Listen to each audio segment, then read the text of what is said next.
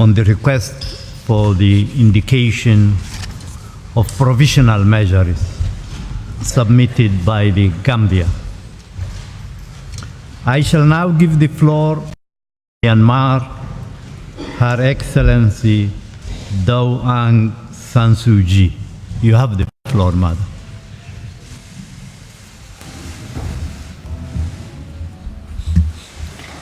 Thank you, Mr. President and members of the Court. It is an honor to appear as agent of the Union of the Republic of Myanmar in these proceedings in my capacity as Union Minister for Foreign Affairs. For materially less resourceful countries, the World Court is a vital refuge of international justice. We look to the Court to establish conditions conducive arising from treaties and other sources of international law, one of the fundamental objectives of the United Nations Charter. In the present case, Mr. President, the Court has been asked to apply the 1948 Genocide Convention, one of the most fundamental multilateral treaties of our time. Invoking the 1948 Genocide Convention is a matter of utmost gravity. This is a treaty that we made following the systematic killing of more than 6 million European Jews, and that my country wholeheartedly signed as early as 30th December 1949 and ratified on 14th March 1956. Genocide is a crime that the International Criminal Tribunal for Rwanda applied in response to the mass killing of perhaps 70% of the Tutsis in Rwanda. It is a crime that is not applied by the tribunal to the former Yugoslavia for the displacement of approximately 1 million residents of Kosovo in 1999. Neither was it applied by that tribunal nor by this court when deciding upon the exodus of the Serb population from Croatia in 1995. In both situations, international justice resisted the temptation to use this strongest of legal classifications because the requisite specific intent to physically destroy the targeted group in whole or in part was not present. Regrettably, the Gambia has placed before the court an incomplete and misleading factual picture of the situation in Rakhine State in Myanmar. Yet, it is of the utmost importance that the court assess the situation obtaining on the ground in Rakhine dispassionately and accurately. The situation in Rakhine is complex and not easy to fathom, but one thing surely touches all of us equally: the sufferings of the many innocent people whose lives were torn apart as a consequence of the armed conflicts of 2016 and 2017, in particular, those who have had to flee their homes and are now living in camps in Cox's Bazar. Mr. President and members of the court, the troubles of Rakhine State and its population, whatever their background, go back into past centuries and have been particularly severe over the past few years. Currently, an internal armed conflict is going on there between the Arakan army, an organized Buddhist armed group with more than 5,000 fighters, and the regular Myanmar Defense Services. None of the speakers yesterday made any reference to this. The Arakan army seeks autonomy or independence for Rakhine, or Arakan as it was called, finding inspiration in the memory of the historic kingdom of Arakan. This conflict has led to the displacement of thousands of civilians in Rakhine. Standard security restrictions, such as curfew and checkpoints, are in place at present in the conflict zone and affect the situation of civilians there, regardless of their background. Mr. President, on 9th October 2016, approximately 400 fighters of the Arakan Rohingya Salvation Army, known as ARSA, launched simultaneous attacks on 3 police posts in Maundor and Rathidown townships in northern Rakhine, near the border with Bangladesh. ARSA claims responsibility for these attacks, which led to the death of 9 police officers, more than 100 dead or missing civilians, and the theft of 68 guns and more than 10,000 rounds of ammunition. This was the start of an internal armed conflict between ARSA and Myanmar's defense services, which lasted until late 2017. The selective factual propositions contained in the Gambia's application actually concerned this conflict.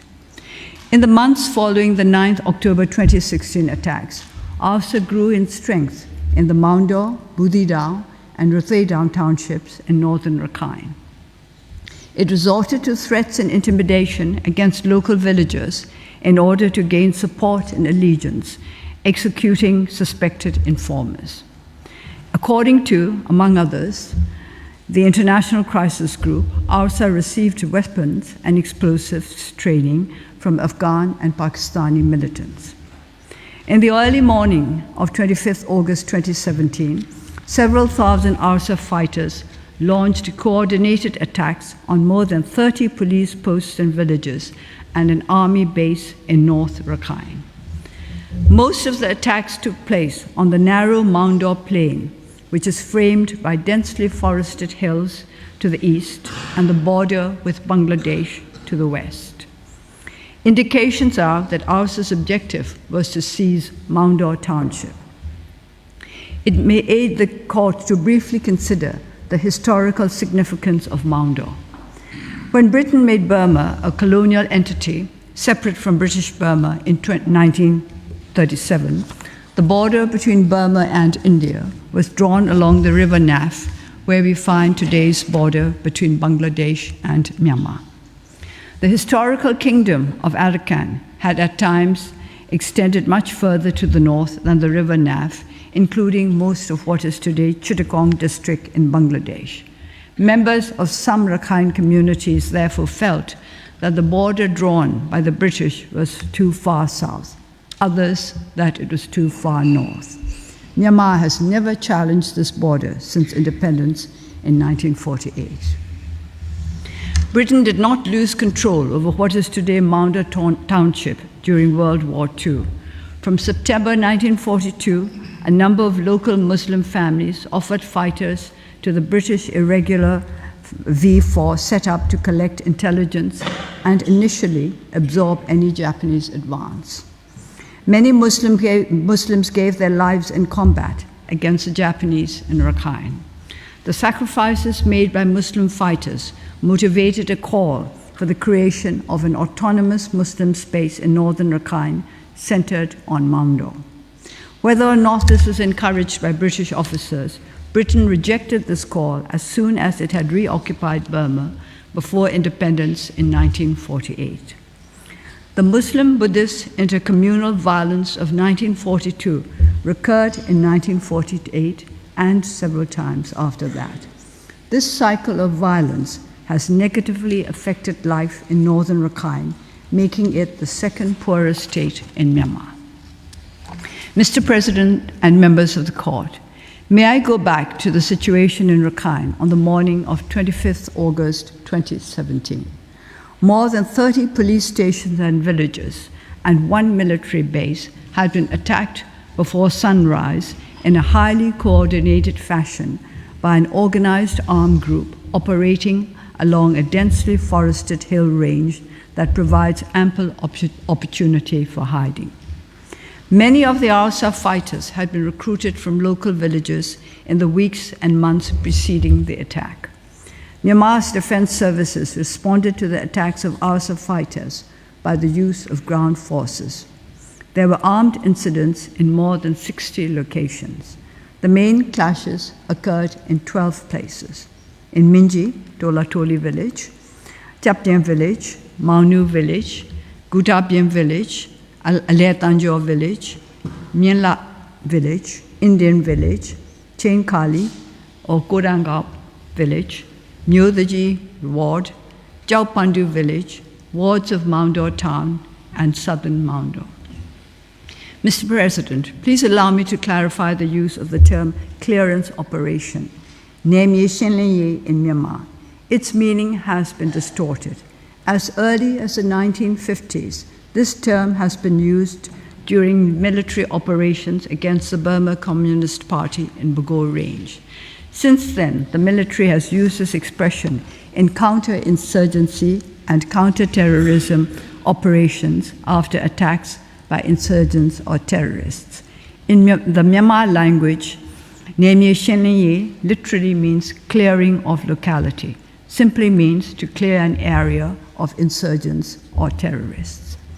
It is still not easy to establish clear patterns of events in these 12 locations. Many ARSA fighters died. There may have been several hundred casualties in some of the 12 locations. There was some intercommunal violence. Buddhist and Hindu minority communities also feared for their security after the original ARSA attacks, and many fled from their homes. It may be worth noting that the use of air power in military operations was avoided as far as possible to minimize the risk of collateral damage. However, in one incident, in order to extract a unit surrounded by hundreds of ARSA fighters, the use of a helicopter was required. There was shooting from the helicopter, which resulted in fatalities, which may have included non-combatants. Mr. President, it cannot be ruled out that disproportionate force was used by members of the defense services, in some cases, in disregard of international humanitarian law, or that they did not distinguish clearly enough between ARSA fighters and civilians. There may also have been failures to prevent civilians from looting or destroying property after fighting or in abandoned villages. But these are determinations to be made in the due course of the criminal justice process, not by any individual in the Myanmar government. Please bear in mind this complex situation and the challenge to sovereignty and security in our country when you are assessing the intent of those who attempted to deal with the rebellion. Surely, under the circumstances, genocidal intent cannot be the only hypothesis. Under its 2008 constitution, Myanmar has a military justice system. Criminal cases against soldiers or officers for possible war crimes committed in Rakhine must be investigated and prosecuted by that system. On 25 November 2019, the Office of the Judge Advocate General announced the start of a court-martial for allegations linked to the Gudapian village incident, one of the 12 main incidents referred to earlier. The office also let it be known that there will be additional courts-martial if further incriminating evidence is brought up by the Independent Commission of Inquiry. The ICOE is an independent special investigation procedure established for Rakhine allegations by the President of Myanmar, chaired by a former Deputy Minister from the Philippines, with 3 other members, including a former Under-Secretary General of the United Nations from Japan.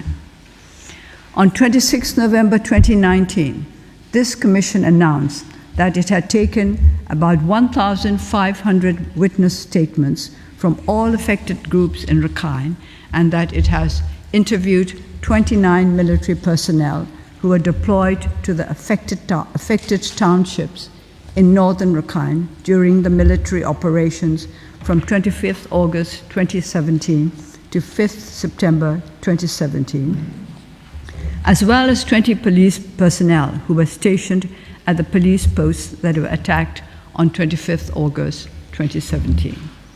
There is currently no other fact-finding body in the world that has garnered relevant first-hand information on what occurred in Rakhine in 2017 to the same extent as the Independent Commission of Inquiry and the Office of the Judge Advocate General in Myanmar.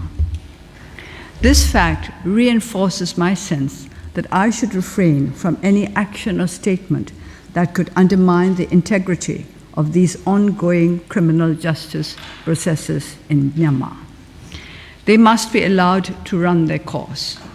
It is never easy for armed forces to recognize self-interest in accountability for their members and to implement a will to accountability through actual investigations and prosecutions.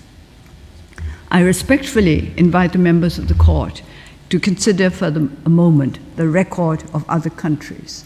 This is a common challenge even in resource-rich countries. Recent cases in the news headlines illustrate that even when military justice works, there can be reversals. This can also happen in Myanmar. As part of the overall efforts of the Myanmar government to provide justice, a court-martial found that 10 Muslim men had been summarily executed in Indian Village, one of the 12 locations of serious incidents referred to earlier. It sentenced 4 officers and 3 soldiers, each to 10 years in prison with hard labor. After serving a part of their sentences, they were given a military pardon. Many of us in Myanmar were unhappy with this pardon. Other cases are undertaken without controversy. For example, in the Mansi case, a court-martial sat close to the location in Kachin State where 3 internally displaced civilians had been killed. It sentenced 6 soldiers, each to 10 years in prison, in January 2018. Relatives of the victims and local civil society representatives were invited to the proceedings. The Office of the Judge Advocate General in Myanmar is, by our standards, well-resourced, with more than 90 staff and a presence in all regional commands throughout the country. I'm encouraged by the Gutabiem court-martial, and I expect the office to continue its investigations and prosecutions based on reliable evidence gathered in Rakhine and from persons who witnessed what happened there. Can there be genocidal intent on the part of a state that actively investigates, prosecutes, and punishes soldiers and officers who are accused of wrongdoing? Although the focus here is on members of the military, I can assure you that appropriate action will also be taken against civilian offenders in line with due process. There will be no tolerance of human rights violations in the Rakhine or elsewhere in Myanmar. Mr. President, there are those who wish to externalize accountability for alleged war crimes committed in Rakhine almost automatically without proper reflection. Some of the United Nations human rights mandates relied upon in the application presented by the Gambia have even suggested that there cannot be accountability through Myanmar's military justice system. This not only contradicts Article 20B of the Constitution of Myanmar, it undercuts painstaking domestic efforts relevant to the establishing of cooperation between the military and the civilian government in Myanmar in the context of a constitution that needs to be amended to complete the process of democratization. That process is now underway at the Piramzu Hluttaw, the Union Parliament. The emerging system of international criminal justice rests on the principle of complementarity. Accountability through domestic criminal justice is the norm. Only if domestic accountability fails may international justice come into play. It would be inconsistent with complementarity to require that domestic criminal justice should proceed much faster than international criminal justice. A rush to externalize accountability may undermine professionals in domestic criminal justice agencies. What does the appearance of competition between domestic and international accountability do to the public's trust in the intentions of impatient international actors? No stone should be left unturned to make domestic accountability work. It would not be helpful for the international legal order if the impression takes hold that only resource-rich countries can conduct adequate domestic investigations and prosecutions, and that the domestic justice of countries still striving to cope with the burden of unhappy legacies and present challenges cannot be made good enough. The Gambia will also understand this challenge with which they too are confronted. Mr. President and members of the Court, these reflections are relevant to the present hearing because the applicant has brought a case based on the Genocide Convention. We are, however, dealing with an internal armed conflict started by coordinated and comprehensive attacks by the Arakan Rohingya Salvation Army, ARSA, to which Myanmar's defense services responded. Tragically, this armed conflict led to the exodus of several 100,000 Muslims from the 3 northernmost townships of Rakhine into Bangladesh, just as the armed conflict in Croatia, with which the court had to deal, led to the massive exodus of, first, ethnic Croats, and later, ethnic Serbs. As I've already stated, if war crimes have been committed by members of Myanmar's defense services, they will be prosecuted through our military justice system in accordance with Myanmar's constitution. It is a matter for the competent criminal justice authorities to assess whether, for example, there had been inadequate distinction between civilians and ARSA fighters, disproportionate use of force, violations of human rights, failure to prevent plundering of property or destruction, or acts of forcible displacement of civilians. Such conduct, if proven, could be relevant under international humanitarian law or human rights conventions, but not under the 1948 Genocide Convention, for reasons on which Professor William Schabas will elaborate in a moment. Mr. President, allow me to share one further reflection in this great hall of justice. International law may well be our only global value system, and international justice a practice that affirms our common values. Leaders of states and relevant intergovernmental and non-governmental organizations should also be cognizant of their responsibility to express and affirm fundamental values. Feeding the flames of an extreme polarization in the context of Rakhine, for example, can harm the values of peace and harmony in Myanmar. Aggravating the wounds of conflict can undermine unity in Rakhine. Hate narratives are not simply confined to hate speech. Language that contributes to extreme polarization also amounts to hate narratives. Several international actors face a challenge here.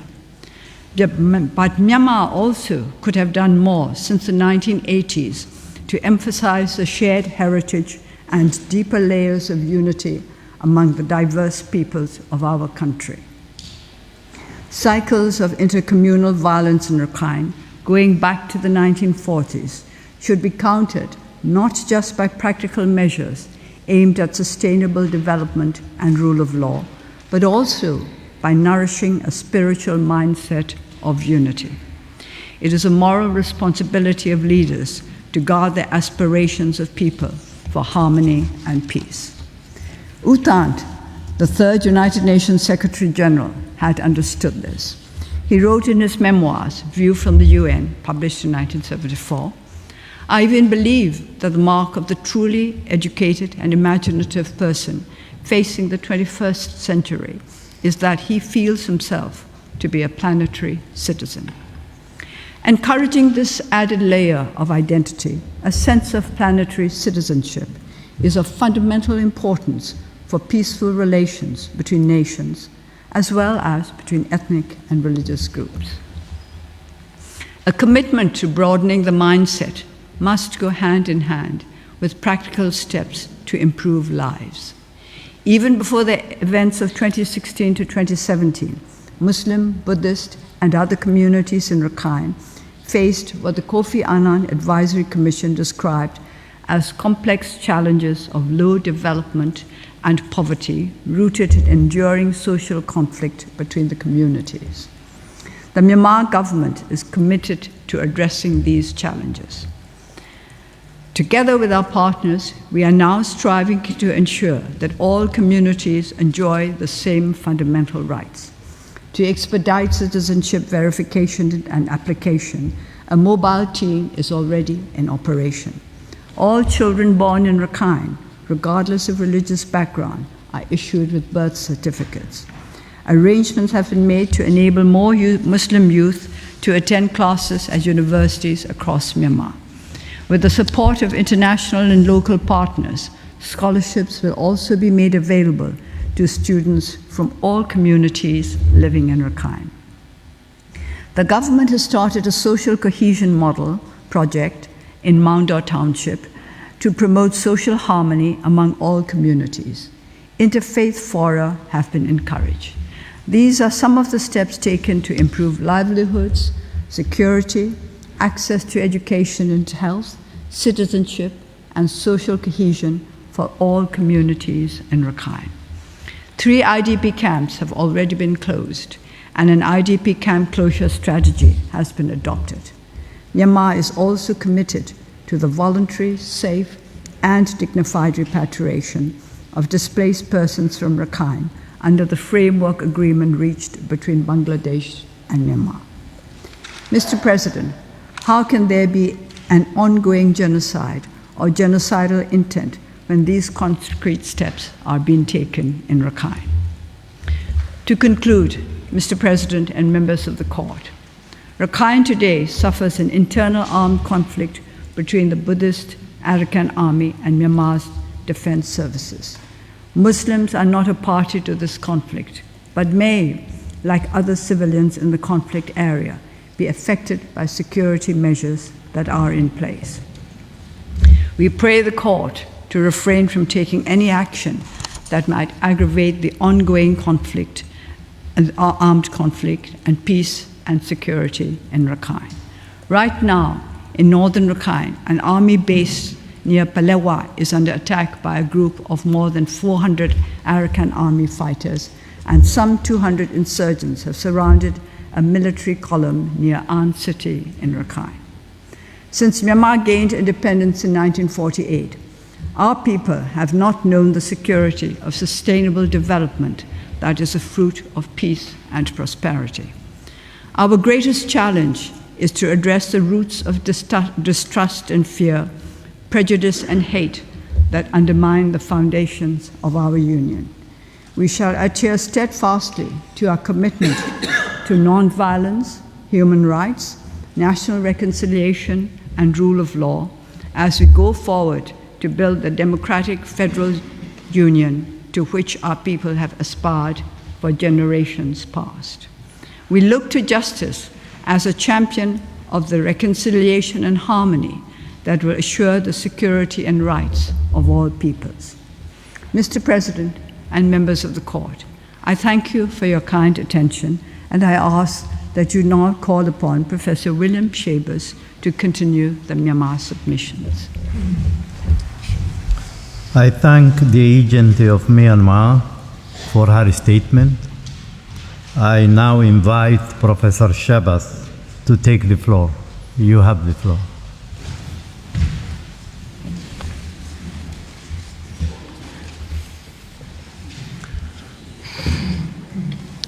Thank you very much, Mr. President.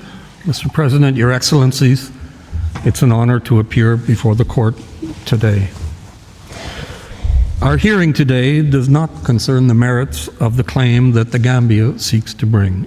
It is confined to whether the court should indicate provisional measures.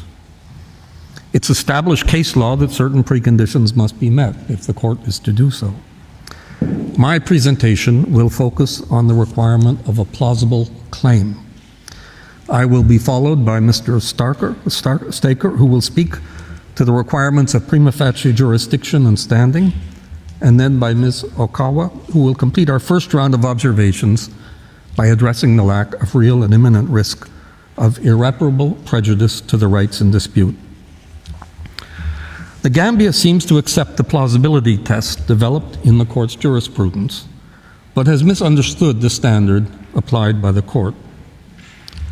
The plausibility requirement is a necessary corollary of the mandatory nature of the court's provisional measures. For this reason, the references to provisional measures orders in 1993 may not be as helpful to the court as the Gambia suggested yesterday, given that they were adopted well prior to the court's important ruling on binding provisional measures in the Legrand case. The Gambia claims that the rights it alleges are plausible provided they are based on a mere, and I quote, possible interpretation of the Convention. Mr. Presidency, Your Excellencies, twice in the past 12 years, this Court issued judgments on the application of the Genocide Convention. It has examined in excruciating detail both the material and the psychological elements of the crime, applying well-accepted principles of interpretation, studying the travaux préparatoires, and showing due deference for specialized bodies like the International Criminal Tribunals for Rwanda and the former Yugoslavia. Interpretations of the Convention that may have been plausible in 2006, before the judgment in Bosnia and Herzegovina versus Serbia, have ceased to be plausible since then. And if there was any doubt, the Court's judgment in Croatia versus Serbia in 2015 resoundingly confirmed what it had said in 2007. Yesterday, counsel for the applicant avoided discussing the impact of these recent judgments. There were several references to the 1951 advisory opinion, but apparently none to the 2015 judgment. In discussing the interpretation of Article 2 of the 1948 Convention, rather than turn to the Court's recent pronouncements, counsel cited Raphael Lemkin's famous book published in 1944. In the sentence that was cited, Lemkin said that the focus of genocide was not on, quote, the immediate destruction of a group, but rather with destruction of the essential foundations of the life of national groups. Alas, Lemkin's original vision, which had much in common with our modern conception of crimes against humanity, did not prevail in the General Assembly in 1948 when the Convention was adopted.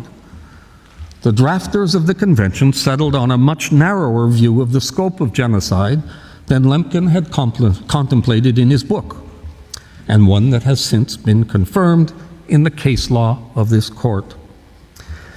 It was only on the basis of this narrower conception of the crime of genocide that states were willing to accept and undertake significant obligations, including the compromissory clause. Indeed, more than 70 years later, they still hesitate to adopt a comprehensive, equivalent convention dealing with crimes against humanity, despite noble efforts of the International Law Commission.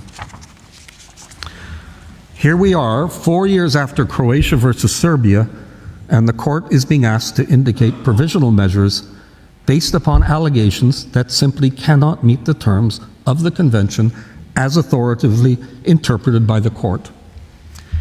In Croatia versus Serbia, the Court described a distinction between ethnic cleansing and genocide, with the former implying displacement and the latter referring to destruction as, and I've highlighted the words on the screen, solidly rooted in its jurisprudence. The authority of that judgment is surely enhanced by the size of the majority, 15-2. In Bosnia, the majorities varied for each paragraph of the positive, were between 11 and 14. Unless the Court were now suddenly and abruptly to abandon its jurisprudence constante, the Gambia, based upon the facts alleged in the application, does not have a plausible case, a case with any possibility of success. Members of the Court may recall that in the Croatia versus Serbia case, Croatia invited the Court to reinterpret the Convention provisions. You were told, and I quote counsel for Croatia, that, and I quote, the law has moved on over the past 7 years. The quotation is on the screen. If this case ever gets to the merits stage, I expect you will hear similar statements, proposing once again a break with your established case law. Is this plausible?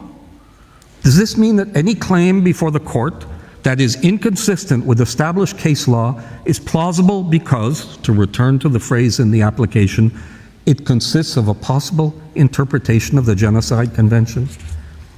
Can a challenge to something that is solidly rooted, those are the words of the Court, in its jurisprudence have a plausible chance of success? Mr. President, Your Excellencies, the plausibility criterion first appeared in the case law of the court a decade ago in Belgium versus Senegal, a case involving no evidentiary issues. Subsequently, Judge Greenwood wrote that the court might just as well have opted for the term arguable, more widely used in common law jurisdictions.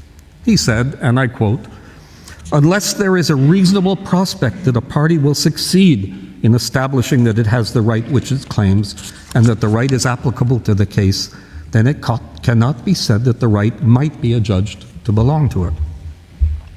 Over the years, of course, the court has become more demanding. In recent cases, it has held that both the legal arguments and the evidence presented must be plausible. In Ukraine versus Russia, rejecting a request for provisional measures under the International Convention for the Suppression of the Financing of Terrorism, the court stressed that the applicant had to, quote, afford a sufficient basis to find it plausible, and that the constitutive elements of knowledge and intention required by the convention were present. The court found that there was no sufficient evidentiary basis to find it plausible that such elements of intention and knowledge were indeed present. The rejection of provisional measures in Ukraine versus Russia is especially pertinent because it involved a treaty of international criminal law, a cousin of the Genocide Convention, as it were. Subjective intent and knowledge are, of course, also requirements of the Genocide Convention. Thus, for the purposes of provisional measures, a plausible claim under the Genocide Convention must include evidence of the required specific genocidal intent. For it is this subjective intent that is the critical element distinguishing genocide from other violations of international law, such as crimes against humanity and war crimes, for which, in this case, the court obviously lacks jurisdiction. Furthermore, Mr. President, Your Excellencies, in assessing whether the required level of plausibility is met in relation to both legal and factual matters, the court should also take into account the gravity of the alleged violations. The court's well-established approach at the merits stage is that the graver the charge, the more confidence must there be in the evidence relied on. This principle must apply mutatis mutandis at the provisional measures phase, which may also result in a binding decision. Indeed, it must apply a fortiori, because the court is not able to hear full argument, with the respondent, unlike the applicant, unable to fully develop its own evidentiary base. In a case like this, involving allegations of exceptional gravity, a correspondingly stricter plausibility standard should be applied already at this phase of the proceedings. Mr. President, Your Excellencies, in Bosnia and Herzegovina versus Serbia and Croatia versus Serbia, the court did not have much difficulty concluding that some of the underlying acts listed in the paragraphs of Article 2 of the Genocide Convention had been established. I do not propose to consume any time here this morning arguing about this point. Let us assume, without making any admission for Myanmar, that a plausible case can be made for the application of at least one of the paragraphs of Article 2 of the Convention. Much time was consumed at yesterday's hearing with the recital of what we can all read in the reports of the fact-finding mission, and this despite your reminder, Mr. President, of Practice Direction 11. The hard part, and it was on this that both the applications and the counterclaim floundered in the two genocide cases decided recently by this court, is the mental element. And on this point, the applicant has had little to say other than the mistaken assumption that a pattern of conduct is enough to constitute a plausible claim. The United Nations fact-finding mission, upon which the application relies so heavily, frequently refers to the inference of genocidal intent. The theory seems to be that certain types of acts, taken individually or as a whole, tip the balance in favor of a conclusion that they were committed with genocidal intent. With respect, that's not what this court said in the Bosnia and in the Croatia cases. The real test, and the court has repeated it on several occasions, is not that genocidal intent be a possible inference. Let me use the language of provisional measures. It's not that genocidal intent should be a plausible inference. The court has said it is necessary, quote, that this is the only inference that could reasonably be drawn from the acts in question. Addressing the counterclaim in Croatia versus Serbia, the court said that for a pattern of conduct, that is to say, a consistent series of acts carried out over a specific period of time, to be accepted as evidence of genocidal intent, I've highlighted the words on the screen, it would have to be such that it could only point to the existence of such intent. That is to say, that it can only reasonably be understood as reflecting that intent.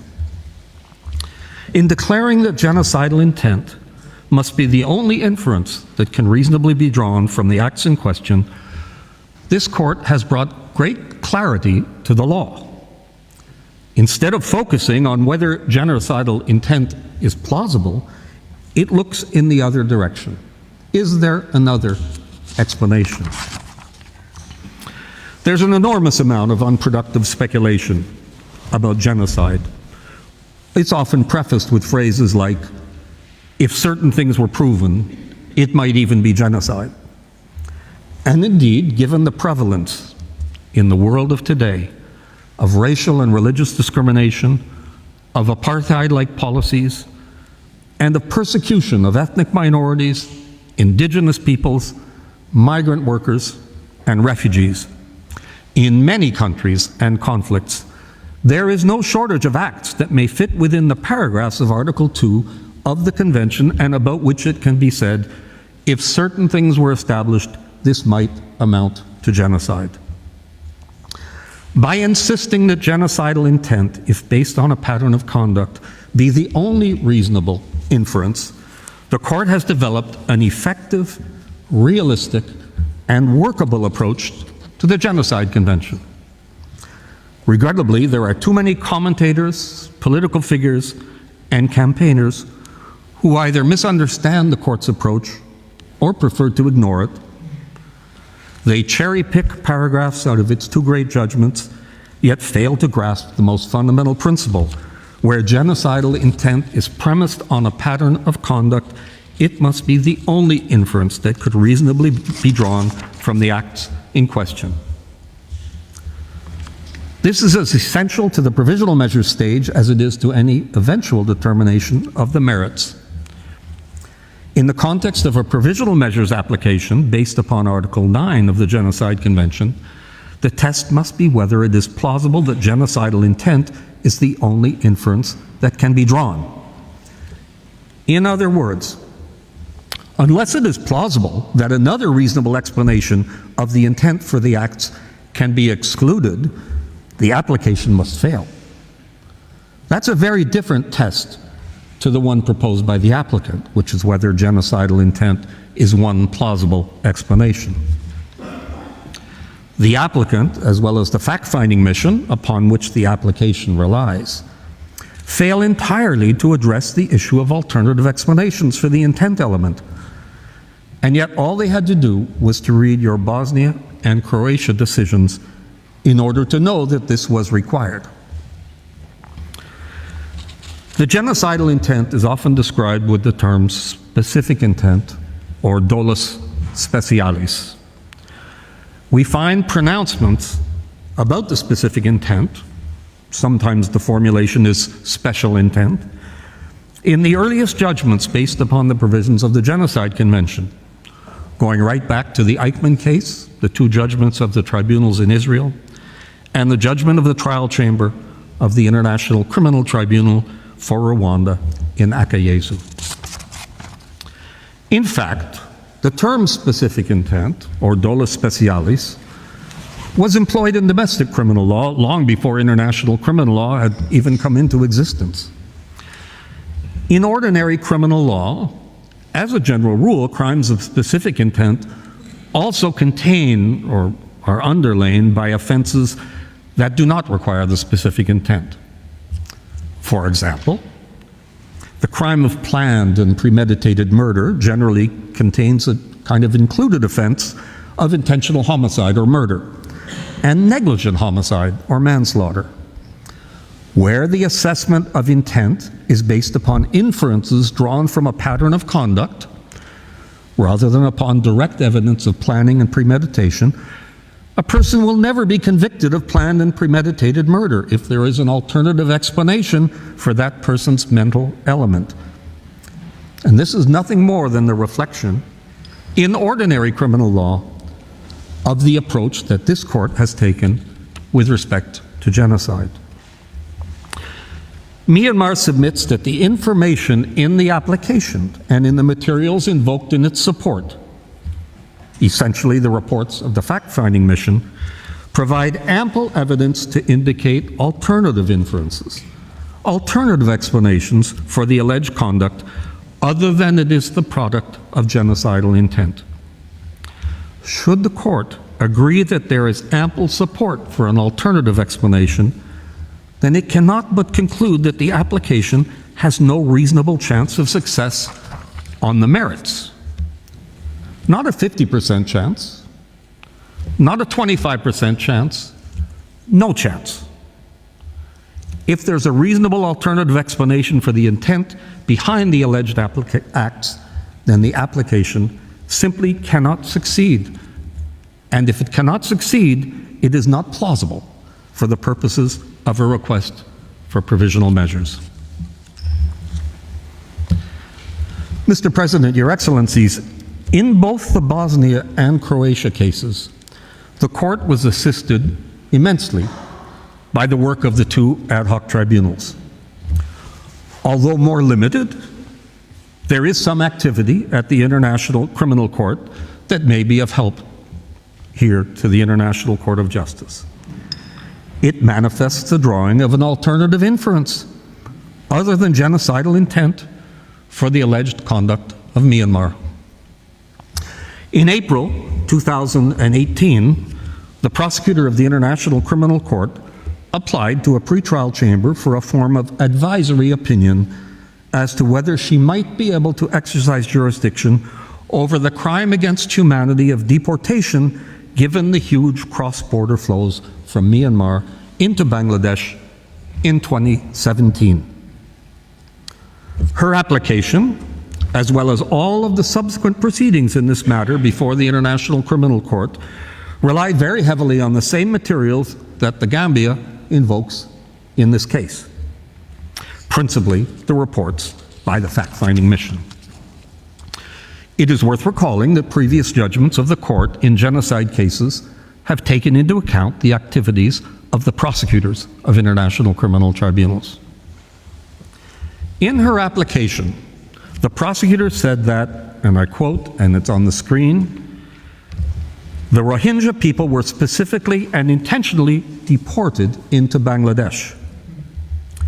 And she referred to, and I quote, the initiation on 25 August 2017 of a clearance operation aimed at deporting all remaining Rohingya across the border to Bangladesh.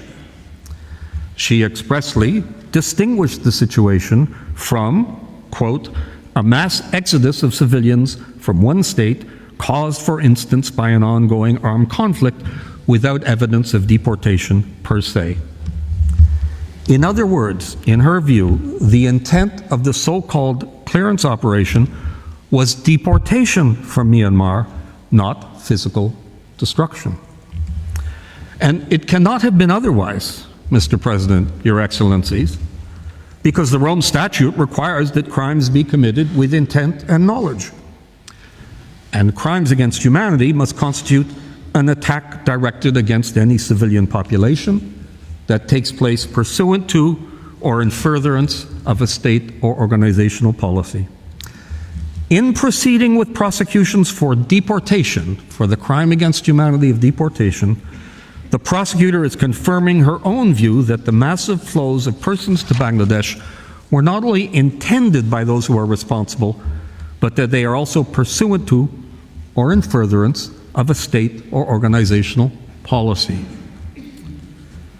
Let me make it clear that in discussing the work of the International Criminal Court, both the prosecutor and the pretrial chamber, I intend no admission or acknowledgement.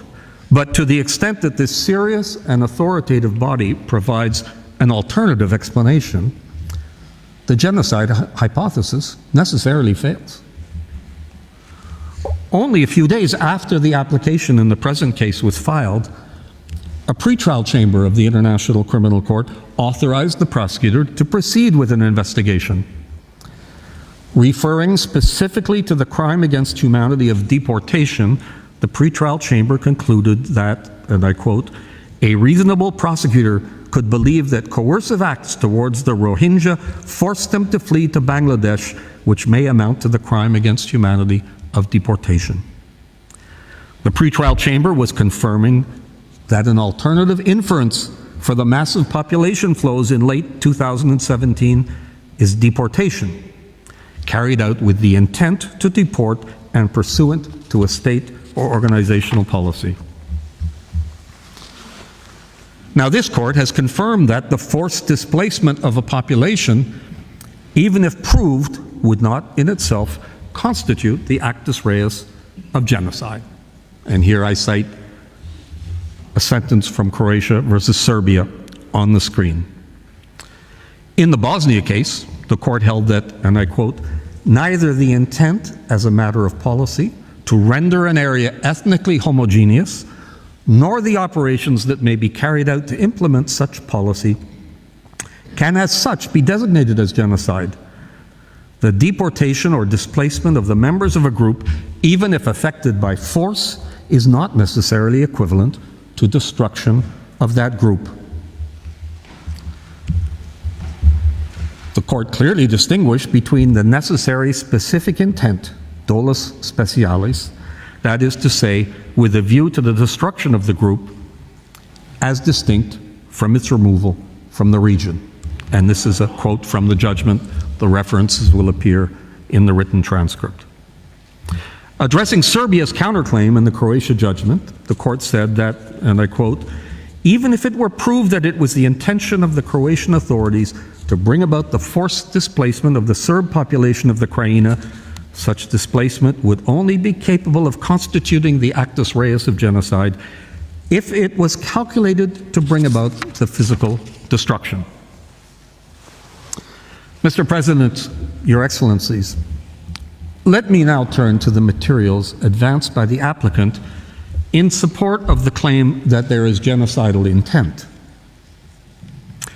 In paragraph 5 of the application, the applicant explains that, and I quote, "Facts are extensively documented by independent investigative efforts undertaken under the auspices of the United Nations and corroborated by international human rights organizations and other credible sources."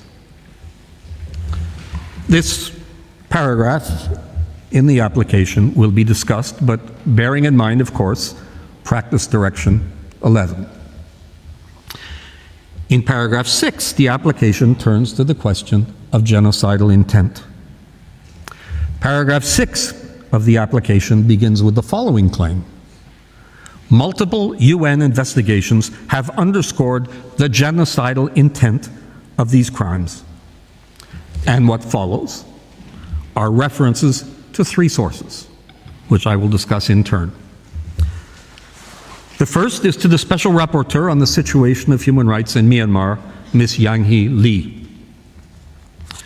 The application explains that she, quote, "carried out extensive fact-finding," close quote, and in a report to the Human Rights Council in March 2018 stated, quote, "I am becoming more convinced that the crimes committed bear the hallmarks of genocide." The application also cites a news item from Reuters dated January 2019, where she is quoted saying that the Commander-in-Chief of Myanmar's military and other responsible individuals should be held accountable for genocide in Rakhine. The news report also said that her interview, quote, "marked the first time Lee has publicly called for the army chief to be prosecuted for genocide," close quote. She never made such statements in any of her reports to the United Nations. Indeed, in various submissions, she never mentioned the term genocide other than in a general formulation about how certain acts, quote, may amount to genocide, crimes against humanity, and war crimes. In her 2019 report to the Human Rights Council, she didn't even use the word genocide at all.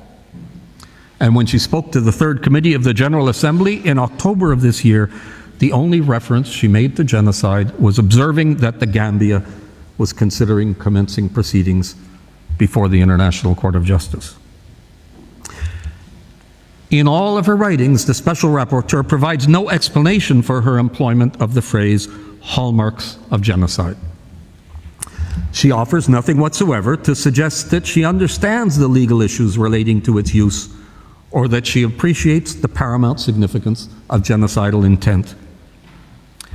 Ms. Lee is a developmental psychologist, not an international lawyer. When the applicant says in paragraph 6 that multiple UN investigations have underscored the genocidal intent of these crimes, describing the remarks of the Special Rapporteur, I submit, should not be taken into account by this court. They do not underscore the genocidal intent. They refer to genocide, not genocidal intent, and they constitute an opinion whose rationale is not explained, nothing more. The second example of genocidal intent is a statement in March 2018 by the UN Special Advisor on the Prevention of Genocide. Speaking of the intent, he says it was, quote, possibly, even to destroy the Rohingya as such, which, if proven, would constitute the crime of genocide. A year later, he issued a statement concerning Myanmar that spoke of, quote, conduct that could possibly amount to the crime of genocide. I draw your attention to Mr. Dieng's cautious use of the word possibly. In other statements on Rakhine State, Mr. Dieng used the formulation atrocity crimes and not genocide.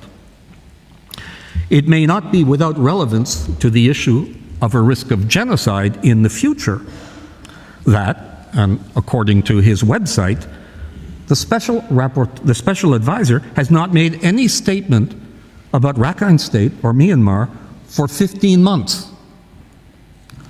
During that period, according to the website, he has issued statements about South Sudan, Cambodia, Guatemala, Bosnia and Herzegovina, Mali, Sri Lanka, Syria, and the Democratic Republic of the Congo, but not, apparently, Myanmar.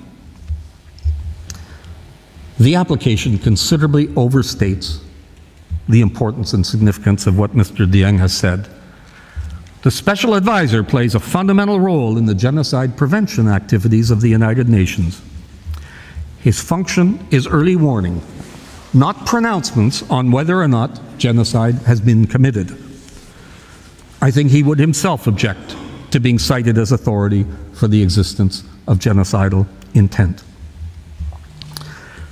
The application also did not mention the other UN bodies that have concerned themselves with the situation in Rakhine State over the past 2 years. For example, shortly after the events of August-September 2017, the High Commissioner for Human Rights described them as, quote, a textbook example of ethnic cleansing.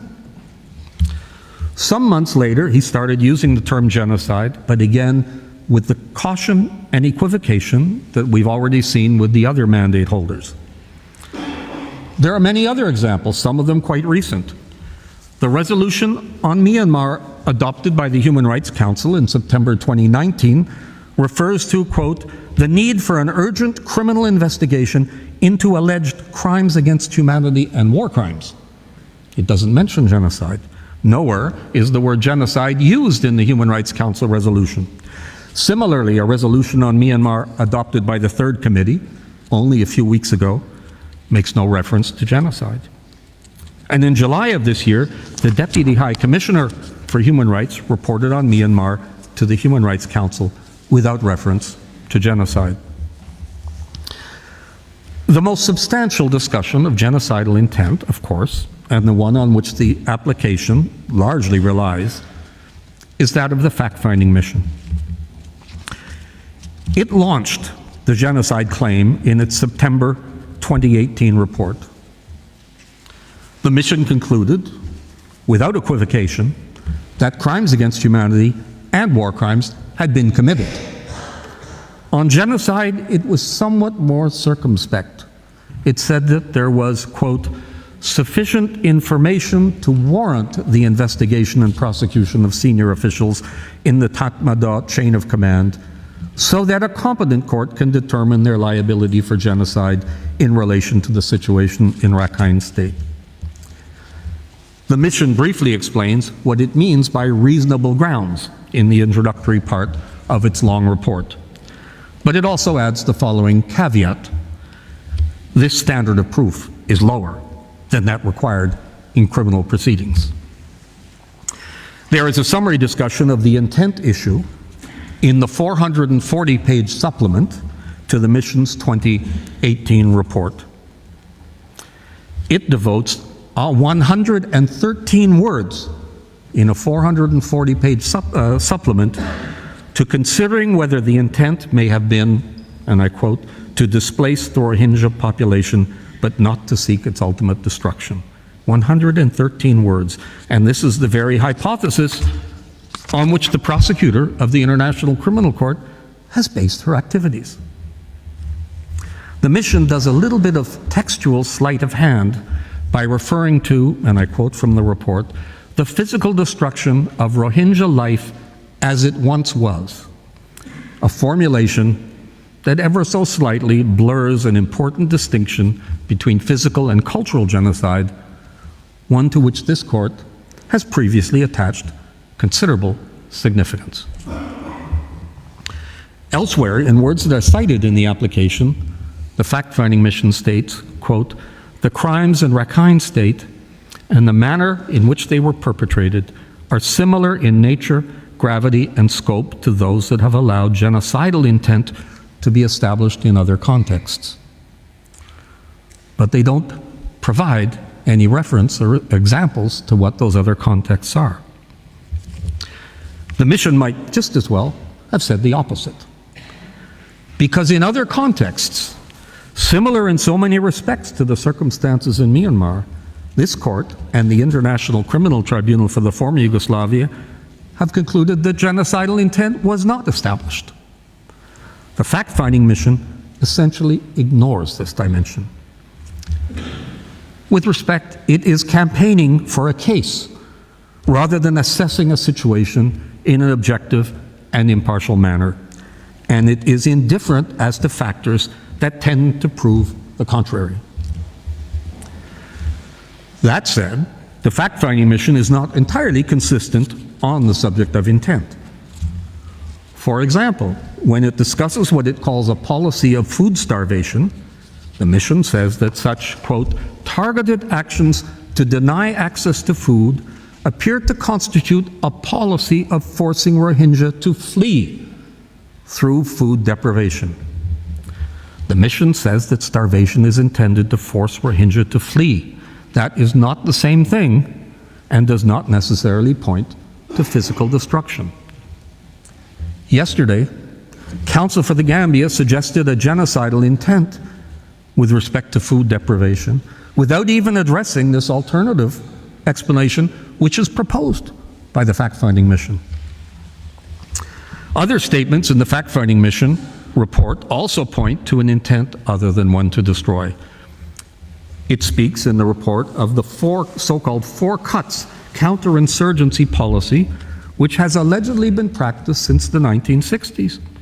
And the policy, and I quote from the report, this policy has been implemented through clearance operations, essentially scorched earth campaigns in which large numbers of civilians are killed and entire villages destroyed, leading to mass displacement, says the report. But nobody is seriously alleging that there has been a policy driven by genocidal intent underway since the 1960s. Did something change? Why is a clearance operation in 2017 different from one in previous decades? And this question is not addressed. Counsel for the applicant has attached significance to a statement by the fact-finding mission in its more recent report of this year, issued a few months ago in September, that genocidal intent has strengthened. There were several references to this yesterday. Council did not tell us why the mission reached such a conclusion. And I can explain why Council didn't mention it. Because the mission didn't mention it. It appears that the only thing that appears to have strengthened is the insistence of the mission on using the term. There's no real evidence of any aggravation of the situation described in the report of the previous year, rather the contrary. If anything, the absence of allegations of significant numbers of killings in the second report ought to suggest the contrary to what the mission concludes. Mr. President, Your Excellencies, the fact-finding missions of the United Nations, I was the chairman of one of them, play a hugely important role in the protection and promotion of human rights. The same can be said of the Special Rapporteurs and the Special Advisor on the Prevention of Genocide. These comments are not meant to denigrate their work, but only to show how very limited their contribution can be to the issues that are before this court, especially when they go beyond their mandate of genuine fact-finding and begin to speculate on the elements of international crimes. The fact-finding mission's mandate from the Human Rights Council was, quote, to establish the facts and circumstances, close quote, not to make legal findings. Its determination, couched in phrases like, quote, reasonable grounds, quote, and sufficient information, when the issue is genocidal intent, cannot be of help here. Most importantly, the validity of the opinion of the fact-finding mission about genocidal intent is undermined by its failure to consider in any substantive manner the issue of alternative explanations.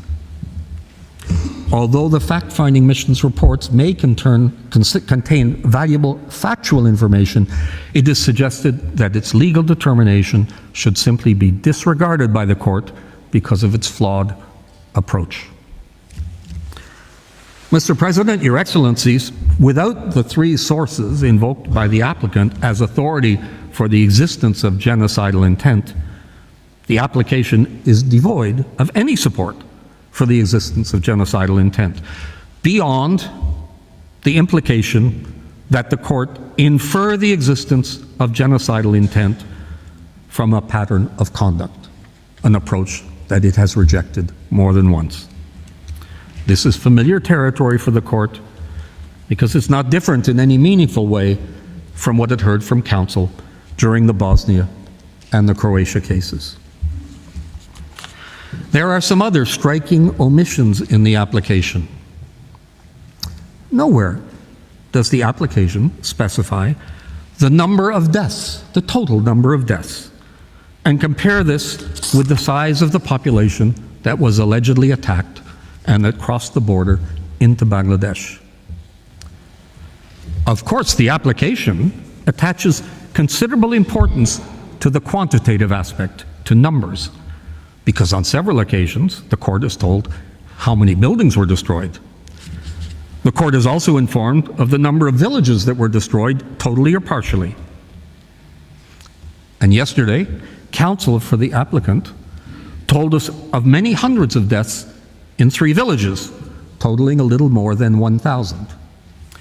It tried to present this as a kind of representative sample, explaining that there was 1 village taken from each of the 3 townships.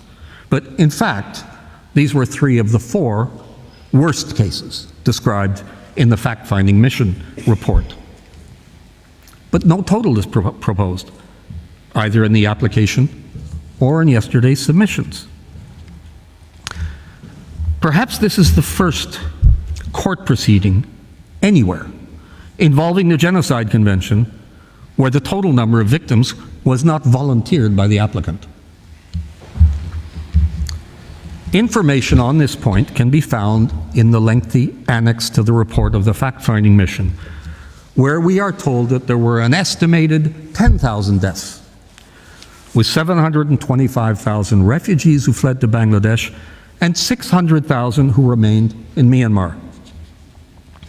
The application by the prosecutor of the International Criminal Court also alleges the killing of up to 10,000 Rohingya and I quote, the deportation of over 700 Rohingya into Bangladesh. Is it possible, Mr. President, Your Excellencies, that the applicant neglected to provide the court with allegations and evidence of the estimated total number of deaths because it sees this as weakening its claim that the intent was physical destruction of the group? If this case ever goes to the merits, Myanmar will produce evidence challenging the figure of 10,000 as an exaggeration. Any estimate, moreover, of the number of killings ought also to provide some indication of the number of combatant deaths and those attributable to the Arakan Rohingya Salvation Army. The fact-finding mission, moreover, provides numerous aerial photographs, yet nowhere does it point to any evidence of mass graves. Whatever the number, every death is tragic. Families have been devastated, and killing non-combatants in an armed conflict may violate the right to life. But 10,000, a population of well over 1 million, might suggest something other than an intent to physically destroy the group. This inconvenient fact is not addressed by the fact-finding mission. I can already hear the objections from counsel for the applicant, who will explain that genocide is not just about the numbers. But here is what this court had to say in Croatia versus Serbia 4 years ago. The court considers that it is also relevant to compare the size of the targeted part of the protected group with the number of Croat victims in order to determine whether the JNA and Serb forces availed themselves of opportunities to destroy that part of the group. In this connection, and the words are on the screen, Croatia put forward a figure of 12,500 Croat deaths, which is contested by Serbia. The court notes that, even assuming that this figure is correct, an issue on which it will make no ruling, the number of victims alleged by Croatia is small in relation to the size of the targeted part of the group. The court concluded that, quote, Croatia has not established that the only reasonable inference that can be drawn from the pattern of conduct it relied upon was the intent to destroy, in whole or in part, the Croat group. Mr. President, members of the court, any reasonable consideration of the situation in Myanmar, if it is guided by the case law of this court, will ask whether 10,000 deaths out of a population of well over 1 million raises the same doubts as it did for this court in the Croatia case. Now, numbers are important in other respects. The fact-finding mission referred to the 600,000 Rohingya who stayed behind. It said in the detailed findings to the 2019 report, the more recent one, and I quote, the mission found that movement restrictions applied to the Rohingya in a discriminatory and arbitrary manner touch almost every aspect of the lives of the 600,000 Rohingya remaining in Rakhine State, affecting basic economic, social, and cultural rights, including their ability to sustain themselves, obtain an education, seek medical assistance, or even pray and congregate. This is a claim of human rights violations, of persecution, but not of destruction. Had there been a genocidal plan afoot, one would expect a more sinister fate. I think the same allegedly confined to displacement camps, reportedly numbering well over 100,000, who have been in the camps for 7 years.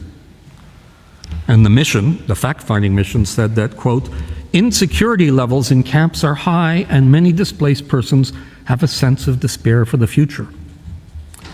It's said that the adverse conditions in these camps, quote, in extreme cases led to preventable deaths, close quote. A comment that stands out because the report does not seem to contain any claim of intentional killing in the camps. The mission never attempts to explain why there appears to be no evidence of systematic physical destruction in the displacement camps, perhaps because this might provide a reasonable explanation that runs counter to the genocidal intent hypothesis. The similarities with the situation in Myanmar, as alleged in the application, and the findings of the court in Croatia versus Serbia are striking in other respects.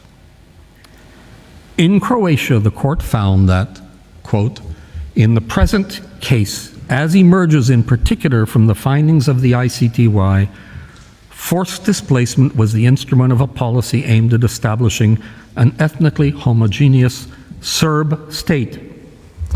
In that context, the expulsion of the Croats was brought about by the creation of a coercive atmosphere generated by the commission of acts, including some that constitute the actus reus of genocide, within the meaning of Article 2, paragraphs A and B of the Convention. These acts had an objective, namely the forced displacement of the Croats, which did not entail their physical destruction. And the final words are on the screen. The court finds that the acts committed by the JNA and Serb forces essentially had the effect of making the Croat population flee the territories concerned. It was not a question of systematically destroying that population, but of forcing it to leave the areas controlled by these armed forces.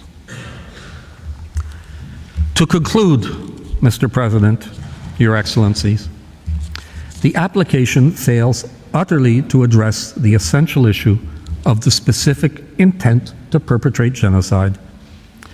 As the court has said repeatedly in its recent case law, where proof of genocidal intent depends upon inferences drawn from a pattern of conduct, other explanations for the mental element of the crime must be excluded. The application and the oral submissions by counsel do not even speak to this essential point. For that reason alone, the request for provisional measures should be rejected. Mr.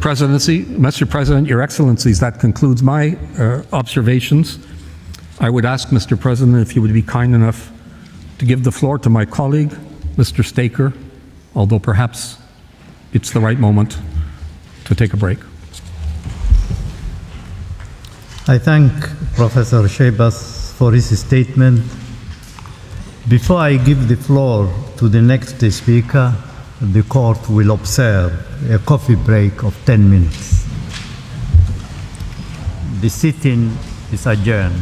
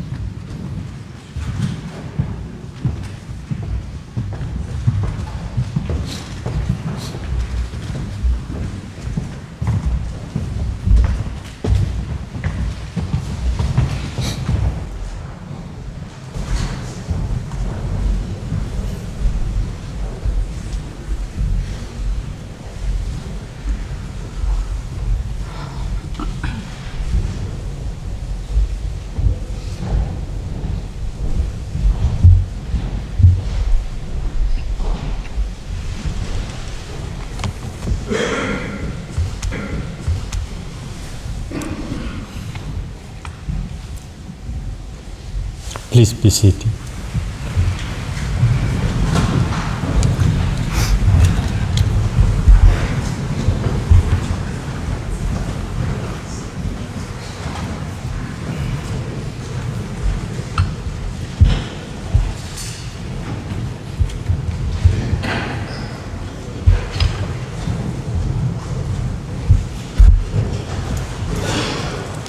The sitting is resuming. I will now give the floor to Mr. Staker. You have the floor. Mr. President, members of the court, it's an honor to appear before you again, now on behalf of Myanmar. I will address you on two of the prerequisites for provisional measures: prima facie jurisdiction and prima facie standing. But I begin with some background facts pertinent to both issues, taken from publicly available documents contained in the Judges folder under Section 3, tabs 3.1 to 3.17. The documents I will take you to show the following. Although the Gambia is the nominal applicant, these proceedings are in fact brought on behalf of the Organization of Islamic Cooperation, the OIC. The Gambia has been tasked by the OIC to bring them, acting in its capacity as an OIC member state and chair of an OIC organ, its ad hoc committee. Moreover, the proceedings are financed by a fund supervised by the OIC. While the OIC decided to bring this case as early as March this year, the earliest official reference we can find to the Genocide Convention as the basis of the claim is in August. And the applicant's lawyers were instructed to initiate proceedings a week before the Gambia even sent its 11 October note verbale to Myanmar. Time constraints require me to take you through these documents quickly, and I'm confident they'll be given all due consideration. I will refer to tabs. Within a tab, the French version, if available, follows the English version.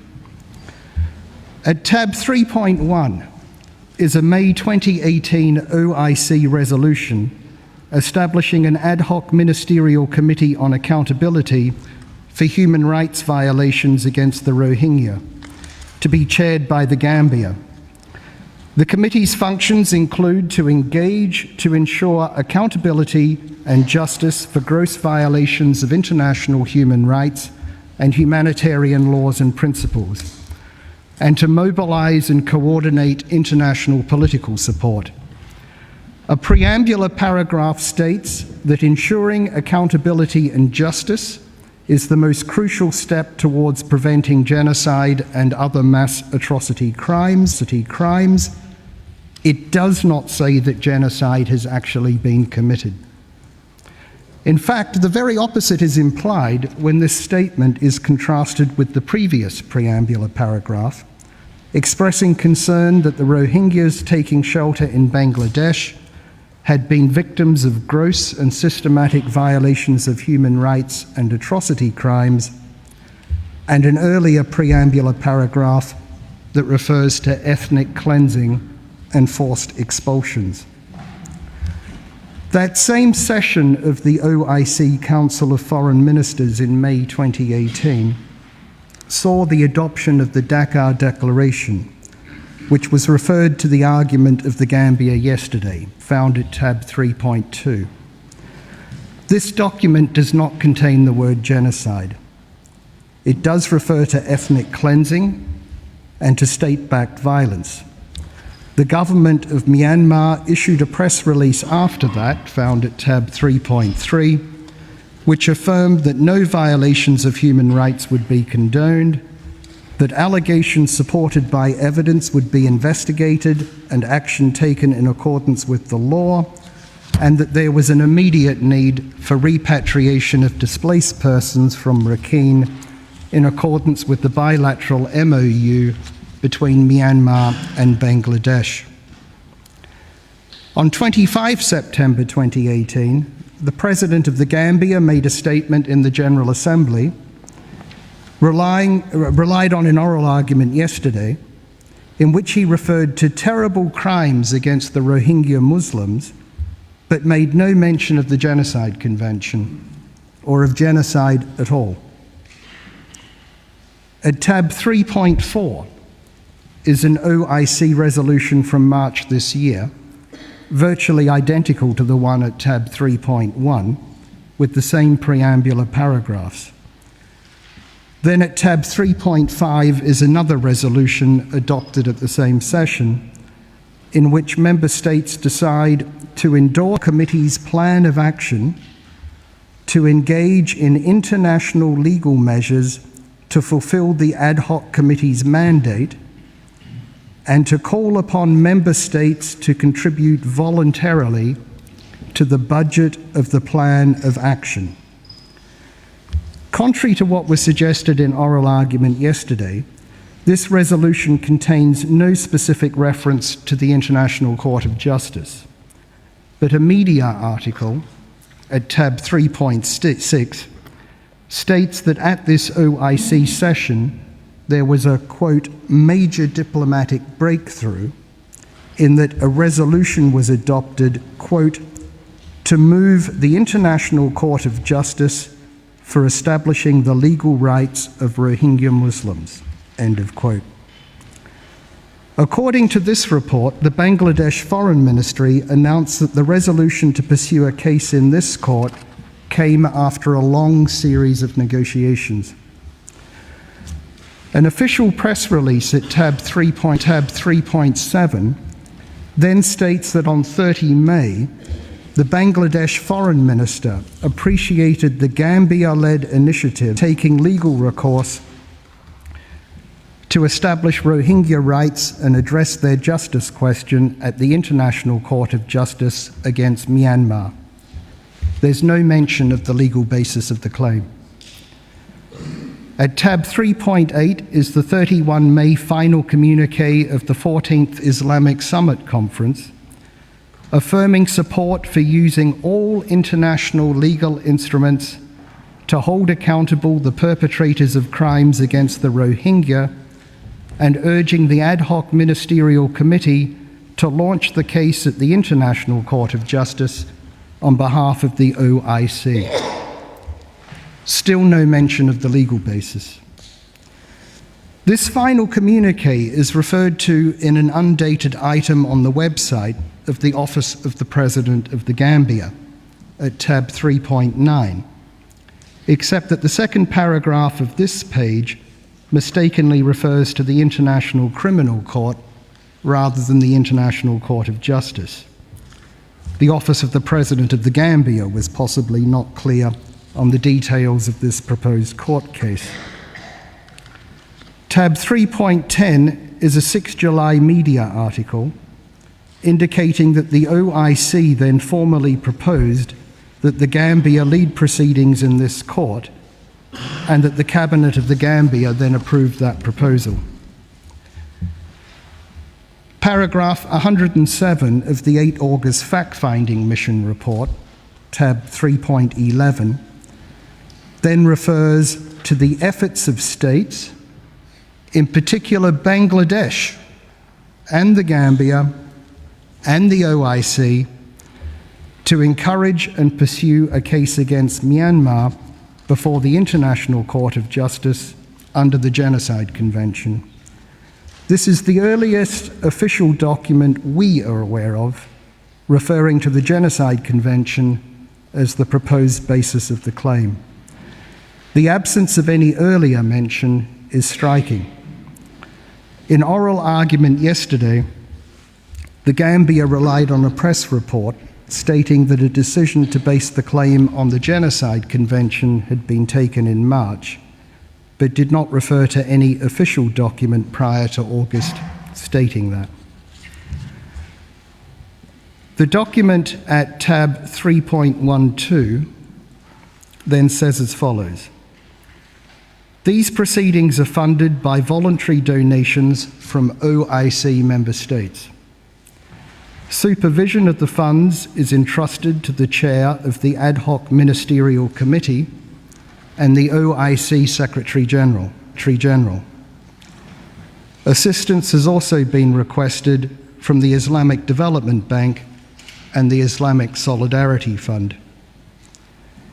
At tab 3.13 is a 26 September statement in the General Assembly by the Gambia's Vice President that these proceedings involve concerted efforts on behalf of the OIC. 2 weeks later, on 11 October, the Gambia sent to Myanmar the note verbal seen at Annexes 1 and 2 of the Observations of the Gambia. Tab 3.14 is an internet article reporting a statement of the Gambia's Attorney General, now its agent, that lawyers were instructed to bring these proceedings on 4 October. Thus, the instruction to issue these proceedings had in fact already been given to the applicant's lawyers a week before the first note verbal was even sent to and received by Myanmar. Tab 3.15 is an 11 November item on the website of the law firm representing the Gambia, confirming that the OIC appointed the Gambia, an OIC member, to bring this case on its behalf. Tab 3.16 is an article from the Jakarta Post on 19 November, an example of media confirming that this case is brought on behalf of the OIC. At tab 3.17, the OIC confirms on 24 November that these proceedings have indeed been brought by the Republic of the Gambia as chair of the OIC Ad Hoc Ministerial Committee, and that the Gambia has been tasked with submitting the case to the ICJ following a decision by the OIC heads of state. And I note that on 12 November, after this case had already been introduced, Myanmar sent the note verbal found at Annexes 3 and 4 of the Observations of the Gambia, to which the Gambia's response is at Annexes 5 and 6 of the Gambia's Observations. Mr. President, members of the Court, it is unprecedented for a state to invoke the Court's contentious jurisdiction as the proxy for an international organization. The actual season of the Court was performed by the Gambia as chair of the OIC Ad Hoc Ministerial Committee as an organ of the OIC, not in its capacity as a contracting party to the Genocide Convention. While the Gambia is said to be leading this OIC initiative, it is unknown who else is controlling it. It is unknown which states have donated what to the voluntary fund, or whether the donors are even confined to states. This is a circumvention of the limitations of Article 34 of the statute. Only states may be parties in cases before the court. An international organization without even a mandate to seek an advisory opinion from the court is seeking to circumvent that restriction by nominating a state to act as its substitute and bring a contentious case. If permissible, this would allow the restrictions on personal jurisdiction, which are matters of public policy, to be evaded virtually at will simply by nominating a mandatory. Furthermore, Myanmar's consent to the court's jurisdiction is valid only vis-à-vis another state accepting the same obligation. it must be inapplicable where the substantive applicant is an intergovernmental organisation with no standing before the court. Indeed, of the OIC's member states, 13 are not even parties to the Genocide Convention, while seven, including most importantly Bangladesh, have made reservations to its Article 9 that prevent them from bringing proceedings against Myanmar under Article 9 of that convention. For this reason alone, jurisdiction is lacking. Mr. President, members of the court, a further requirement that is essential for the exercise of the court's contentious jurisdiction is the existence of a dispute. This is also expressly required by Article 9 of the Genocide Convention, which provides only for the submission to this court of disputes between contracting states. In the absence of a dispute, Article 9 of the Genocide Convention simply doesn't apply. The erga omnes parties character of obligations under the Genocide Convention does not mean that the Gambia can bring these proceedings in the absence of a dispute, specifically between the two parties now before the court.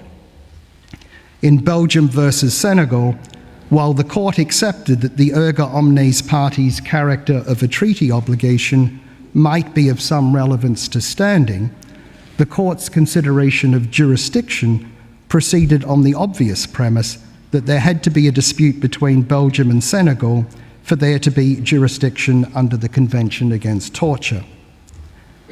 As Article 9 of the Genocide Convention is the only basis of jurisdiction, the only dispute over which this court could potentially have jurisdiction is one concerning obligations arising specifically under that convention.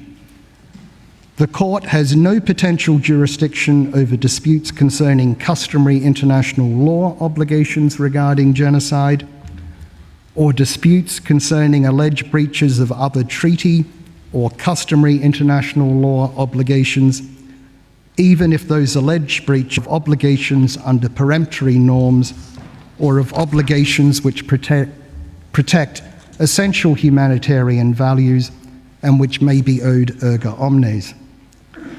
For the court to have jurisdiction, there must accordingly be first, a dispute, which secondly is specifically between the Gambia and Myanmar, and which thirdly concerns specifically the interpretation, application, or fulfillment of the Genocide Convention. Beginning with the second of these requirements, there is no dispute between the Gambia and Myanmar because these proceedings are in fact brought on behalf of and funded by the OIC. We see that the applicant delegation here in court includes several high-ranking officials of the OIC. If any dispute has been brought before the court, it is the OIC's, not the Gambia's. But even aside from that, there is no dispute at all. According to the established case law, the existence of a dispute is determined as at the date on which the application is submitted to the court. The allegations contained in the Gambia's application and the arguments within these proceedings cannot generate a dispute de novo if one did not already exist at the date of the application. For a dispute to exist, it must be shown that the claim of one party is positively opposed by the other, and that the two sides hold clearly opposite views concerning the question of the performance or non-performance of certain international obligations. The Gambia relies on several matters to establish the existence of a dispute. First, the Gambia relies on various OIC documents. These clearly do not give rise to a relevant dispute between the Gambia and Myanmar. They contain no positive statement that Myanmar is in breach of its obligations under the Genocide Convention. Indeed, as I've explained, the preamble to two OIC resolutions implies the opposite. In any event, this court has affirmed that a state's vote on a resolution of an international organization is not of itself indicative of that state's position on each proposition within the resolution, let alone of the existence of a legal dispute with another state regarding one of those propositions. Furthermore, Myanmar is not a member of the OIC, and there's nothing to indicate that Myanmar was put on notice of all of its resolutions. Secondly, the Gambia relies on reports of the fact-finding mission. However, statements in reports of the fact-finding mission do not constitute claims by the Gambia or the OIC or its member states. Statements by the fact-finding mission do not put Myanmar on notice of what particular claims those states and the OIC might be intending to make in court proceedings. Thirdly, the general statement by the Vice President of the Gambia that the Gambia is ready to lead concerted efforts to bring this case does not even mention the Genocide Convention. Similarly, the statement by Myanmar's Union Minister for the Office of the State Councillor does not mention the Genocide Convention. In short, these documents do not amount to allegations against Myanmar of violations of the Genocide Convention and are not otherwise sufficient on a justiciable dispute between the parties. There is then the 11 October note verbal. The Gambia's case is that because Myanmar failed to respond to it within a month, by 11 November, a dispute between the parties concerning the matters set out in that document had suddenly arisen. However, the existence of a dispute can be inferred from a failure to respond to a claim only in circumstances where a response is called for and where an acceptable time for any response has expired. This note verbal did not call for a response. It contained only a sweepingly general claim that Myanmar had responsibility for the ongoing genocide against Myanmar's Rohingya population. It contained no particulars. It does not specify which particular facts are relied on in support of the assertion of that responsibility. It does not specify which provisions of the Convention are claimed to have been violated by which facts. It provides no particulars of the facts that are alleged to constitute Myanmar's refusal to acknowledge and remedy its responsibility. It refers only in the most general way to the reports and findings of the fact-finding mission and to OIC resolutions, but specifies only one of each, and generically to obligations under the Genocide Convention, customary international law, and human rights covenants. It does not make any particular legal or factual claim that could be positively opposed by Myanmar. It merely states a legal conclusion that there's an ongoing genocide for which Myanmar is responsible without stating any claim that is said to justify that conclusion. It cannot be sufficient for there to be a dispute under Article 9 of the Genocide Convention that the applicant has referred the respondent to a report of an international organisation or an NGO or anyone else suggesting that the latter is in breach of its obligations under that convention and that the latter has not responded. A failure to respond to the note verbal therefore could not give rise to a dispute. However, even if it could,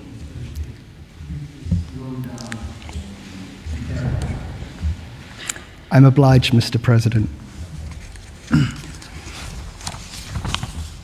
Even if it could give rise to a dispute, it cannot possibly be argued that the response was called for in the space of a single month, given that the detailed findings of the fact-finding mission are some 180 pages long, and the note verbal contains no more than an unparticularized conclusion. Furthermore, as the agent of Myanmar observed earlier this morning, allegations of the most serious crimes need to be considered and determined in the course of the criminal justice process. These are not matters on which political representatives of countries can be required to take actions in short spaces of time, and even less so where the state making such a claim does not provide any timeline for any such response in the first place. The second Gambian note verbale of 24 November adds nothing. It was sent after this case had already been brought and cannot ex post facto bring about a relevant dispute. In any event, it does nothing further to identify a legal claim.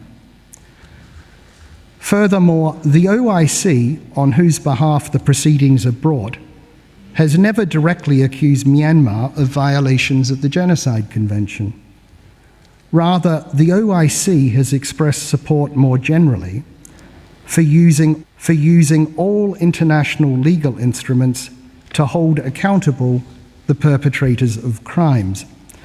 These proceedings are the initiative of an OIC subcommittee whose task is generally to engage to ensure accountability and justice for gross violations of international human rights and humanitarian law and principles. The impression is that the OIC wanted to bring a case before the court, but was not particularly concerned with the legal basis of the claim. That Article 9 of the Genocide Convention was simply identified at some point by someone as a vehicle for invoking the court's jurisdiction, and that the OIC would have been equally prepared to use any other treaty it could identify for that purpose. If the Gambia had a genuine dispute with Myanmar concerning the interpretation, application, or fulfillment of the Genocide Convention, why did it not give notice of this claim to Myanmar in March, when a decision to bring these proceedings was made? Or in August, when the 2019 fact-finding mission report noted that it was intended to bring a claim based on the Genocide Convention? Why did it not give notice of this claim to Myanmar before instructing lawyers on 4 October to institute proceedings? The inference is that the note verbale was sent as a legal formality, considered necessary to enable proceedings to be issued once all preparations for the proceedings were already in place. Mr. President, members of the court, Myanmar's position is that for all these reasons, the lack of jurisdiction is manifest, and that even at the provisional measures stage, it is clear that the proceedings should not continue further. The appropriate course would be to strike the case from the court's general list. As the court said in 2 of the previous cases where it adopted such a course at this stage, it would most assuredly not contribute to the sound administration of justice to keep a case on the general list when it appears certain that the court cannot adjudicate on the merits. Mr. President, members of the court, I now turn to the issue of prima facie standing. The Gambia says it has standing to bring the case, even though it is not specifically affected by the subject matter of the claim, because of the erga omnes and erga omnes parties' character of obligations owed under the Genocide Convention. At the outset, I note that erga omnes and erga omnes parties are not the same thing. The term erga omnes refers to obligations under customary international law owed to the international community as a whole. Thus, in the Barcelona Traction judgment, the court referred to rights that had entered into the body of general international law with corresponding obligations of states owed to the international legal community as a whole being labelled obligations erga omnes. On the other hand, the term erga omnes partes refers to multilateral treaty obligations. Such obligations are owed only to the community of states parties to that particular treaty. As this court said in Belgium versus Senegal, each state party has an interest in compliance with such obligations. Myanmar accepts that at least some obligations under the Genocide Convention are erga omnes partes. However, even if the Gambia has an interest as compliance with erga omnes partes obligations under that convention, it does not follow without more that the Gambia also has standing to bring a case before the court in respect of a claim breached by Myanmar without being specially affected. A state that is specially affected by the events, the subject matter of these proceedings, is obviously Bangladesh. However, Bangladesh could not have instituted these proceedings without the consent of Myanmar because of a reservation that it has made to Article 9 of the Genocide Convention. In fact, none of Myanmar's neighbours, with the exception of Laos, could have done so, since each of the others is either not a party to the Genocide Convention or has made a reservation that Article 9 applies either not at all or only with the consent of all parties to the dispute. If a state such as the Gambia, that is not specially affected by an alleged breach of treaty, could bring a case, in circumstances where a state that is specially affected cannot, this would represent a major inroad into fundamental principles concerning the consensual nature of this court's jurisdiction. Indeed, the implications are far wider than this. If a state not specially affected can seek enforcement of erga omnes partes obligations by bringing a claim in this court, there would be no reason why it could not seek enforcement of those obligations by other means permitted under international law, such as by taking countermeasures. Yet, in the course of its work on its draft articles on state responsibility, the International Law Commission noted, in the context of countermeasures, that even accepting the proposition on the basis of the Barcelona Traction case, that states at large had a legal interest in respect of violations of certain obligations, it did not necessarily follow that all states could vindicate those interests in the same way as directly injured states. A subsequent 2001 report by the then Special Rapporteur observed, in relation to the then draft article, providing that any state could take countermeasures in cases of an internationally wrongful act that constitutes a serious breach by a state of an obligation owed to the international community as a whole and essential for the protection of its fundamental interests, that the thrust of government comments is that the provision has no basis in international law and would be destabilizing. In Barcelona Traction, the court did not address this specific question of standing because the case as such was not concerned with obligations erga omnes and even less with obligations erga omnes partes. It was only Judge Amun who did expressly accept the right of any state to enforce obligations erga omnes by way of bringing a case before the court, making the omission of any other judge or the judgment itself to do so significant. Moreover, in all other cases brought before the court involving the Genocide Convention, the applicant was a specially affected state, and thus the proceedings did not involve any kind of actio popularis. In the Bosnia genocide case, Judge Oda, in fact, expressed the view that while legal obligations arising under the Genocide Convention are borne in a general manner erga omnes by the contracting parties, a failure to comply with such obligations cannot be rectified by an interstate dispute before this court, while the late Roberto Argo had previously taken the same view.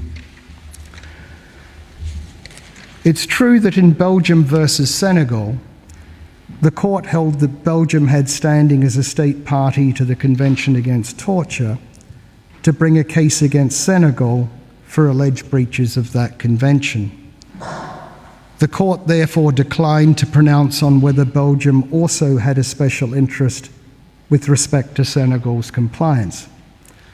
However, I would emphasize, first, this one case does not amount to established jurisprudence of the court, and Judge Skotnikov and Judge Zhu disagreed with the court's decision on standing. Secondly, Belgium itself did in fact claim to be an injured state under Article 42b(1) of the ILC Articles on State Responsibility. And thirdly, Belgium was indeed affected by the outcome of that case. The Convention Against Torture contained an aut dedere aut judicare obligation, and Belgium had availed itself of the specific right under Article 5 to exercise jurisdiction and to request extradition. This case was thus not a genuine actio popularis brought by a state that was individually completely unaffected by the subject matter of the claim. In contrast, the Genocide Convention contains no aut dedere aut judicare obligation, and indeed Myanmar has made a reservation to Article 6 of the Genocide Convention that prevents the courts of any other state from exercising jurisdiction over genocide allegedly committed in its territory. Ultimately, no decided case is pending for a pure actio popularis of this kind. While every state to whom an erga omnes party's obligation is owed may have an interest in compliance with that obligation and may even be entitled to invoke the claim breach in international relations, when it comes to standing to bring a claim before this court, a balance has to be achieved. Allowing a pure actio popularis would open potential floodgates, to use a hackneyed but apt expression.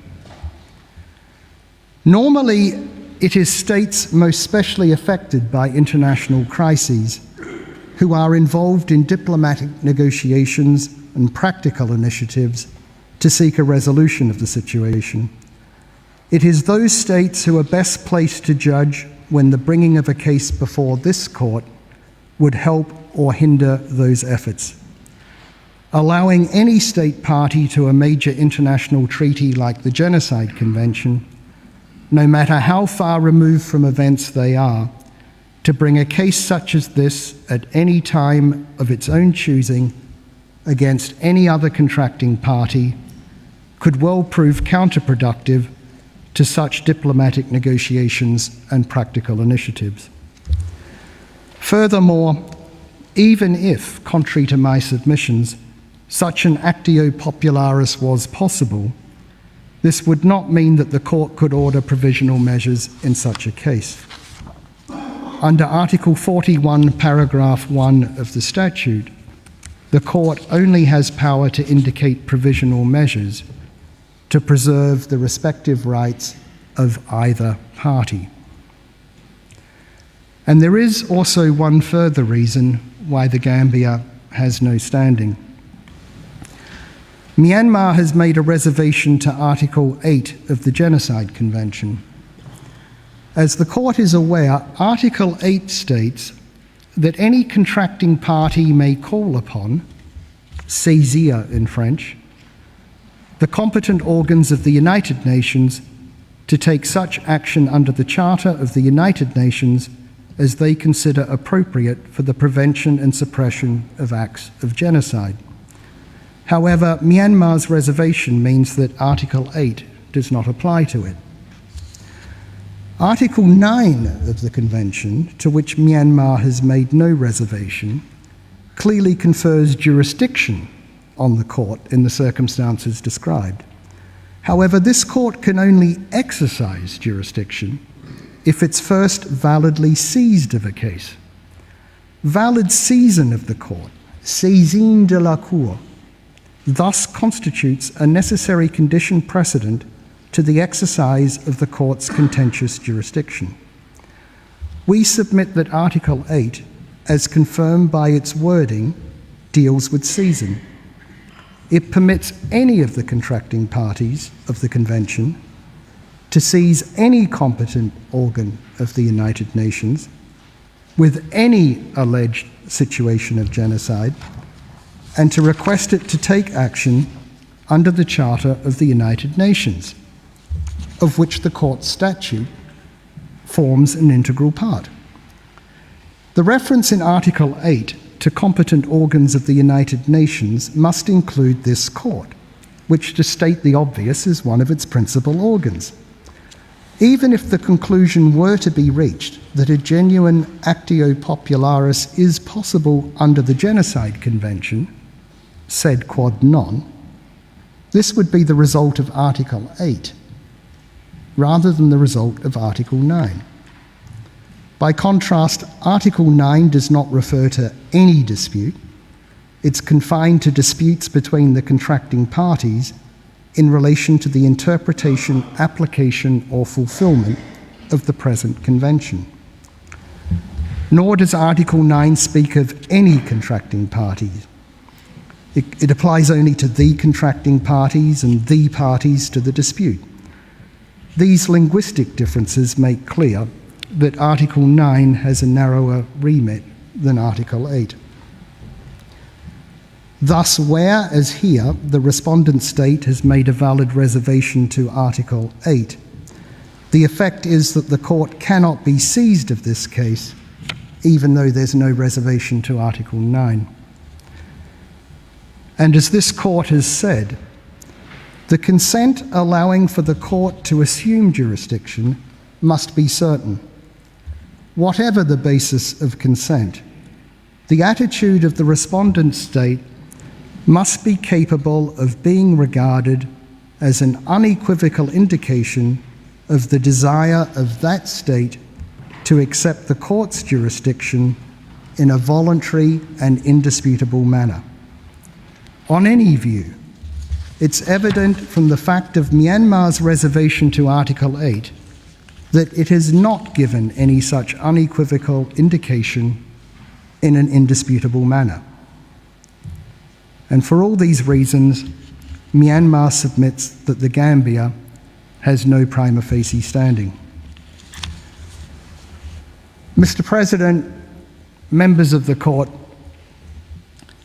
as a prelude to Ms. Okoa's observations, I will finally address you on the wording of the 6 provisional measures requested by the Gambia. The first 2 provisional measures requested by the Gambia in paragraphs 132, 32A and B of the application are essentially the same as the first 2 orders that it seeks by way of final relief in paragraph 112. It seeks provisional measures requiring Myanmar to comply with the Genocide Convention and final relief finding that it has breached the Genocide Convention. Now, it may be that there's a precedent for this, in that these first 2 requested provisional measures are very similar to the first 2 provisional measures indicated in the Bosnia genocide case. But that does not mean that the court should now follow a 26-year-old precedent given before such developments as the recognition since Legrand that orders for provisional measures are legally binding. If a court makes an order legally binding on a party and non-compliance with which is a breach of international law, then justice requires that that party be able to know from the time that the order is made until the time that it ceases to apply what that party is required to do in order to comply. That is plainly impossible if the content of the obligations imposed by the provisional measures can only be known after the court has given any judgment on the merits. For instance, in the Legrand, Breed, Avena and Jadhav cases, the court indicated provisional measures in terms requiring the respondent state to take all means at its disposal to ensure that named individuals were not executed pending the final decision of the court. These provisional measures were stated in objective language with genuine non-prejudice to the merits. But imagine if those provisional measures stood as follows. Quote, pending a decision on the merits, the respondent is required to take all measures within its power to prevent all acts that constitute a violation of the Vienna Convention on Consular Relations. What would a respondent state be expected to do? Well, if the respondent thinks that its conduct does not violate the treaty, it would see no need to change its conduct. Indeed, its lawyers would no doubt advise it not to cease its conduct, unless and until a judgment on the merits requires it to do so, since any earlier change in conduct in response to a provisional measures order would be perceived as tacit acceptance that the conduct is in breach of the treaty. On the other hand, the public will undoubtedly perceive the provisional measures as some kind of court pronouncement on the merits, and the applicant state is unlikely to discourage that. If the respondent does not change its conduct, the applicant will now accuse it of breaches of the provisional measures order as well. There will now be two disputes instead of one. Provisional measures orders of this kind will do little to preserve the respective rights of either party or to avoid an aggravation of the dispute, which is what they're meant to do. And indeed, there's a further problem. Suppose that the court were to indicate provisional measures in the terms requested and were then to find later that it lacks jurisdiction to determine the merits. That would not prevent the Gambia from alleging that the court still has jurisdiction to determine whether or not Myanmar has violated the provisional measures order. However, to determine compliance with the provisional measures order, the court would have to determine whether Myanmar had, after the provisional measures were indicated, failed to prevent acts which amount to or contribute to the crime of genocide. In other words, in order to determine compliance with the provisional measures order, the court would need to determine the merits of the case, despite having found that it lacks jurisdiction to do so. Provisional measures in such terms serve no useful purpose. Myanmar, as a party to the Genocide Convention, is bound to comply with its terms in any event, and an order from this court requiring it to do so does not in any way add to its obligations. But if granted by the court, politicians, activists, and journalists will herald the ruling as a first step in condemnation of the respondent.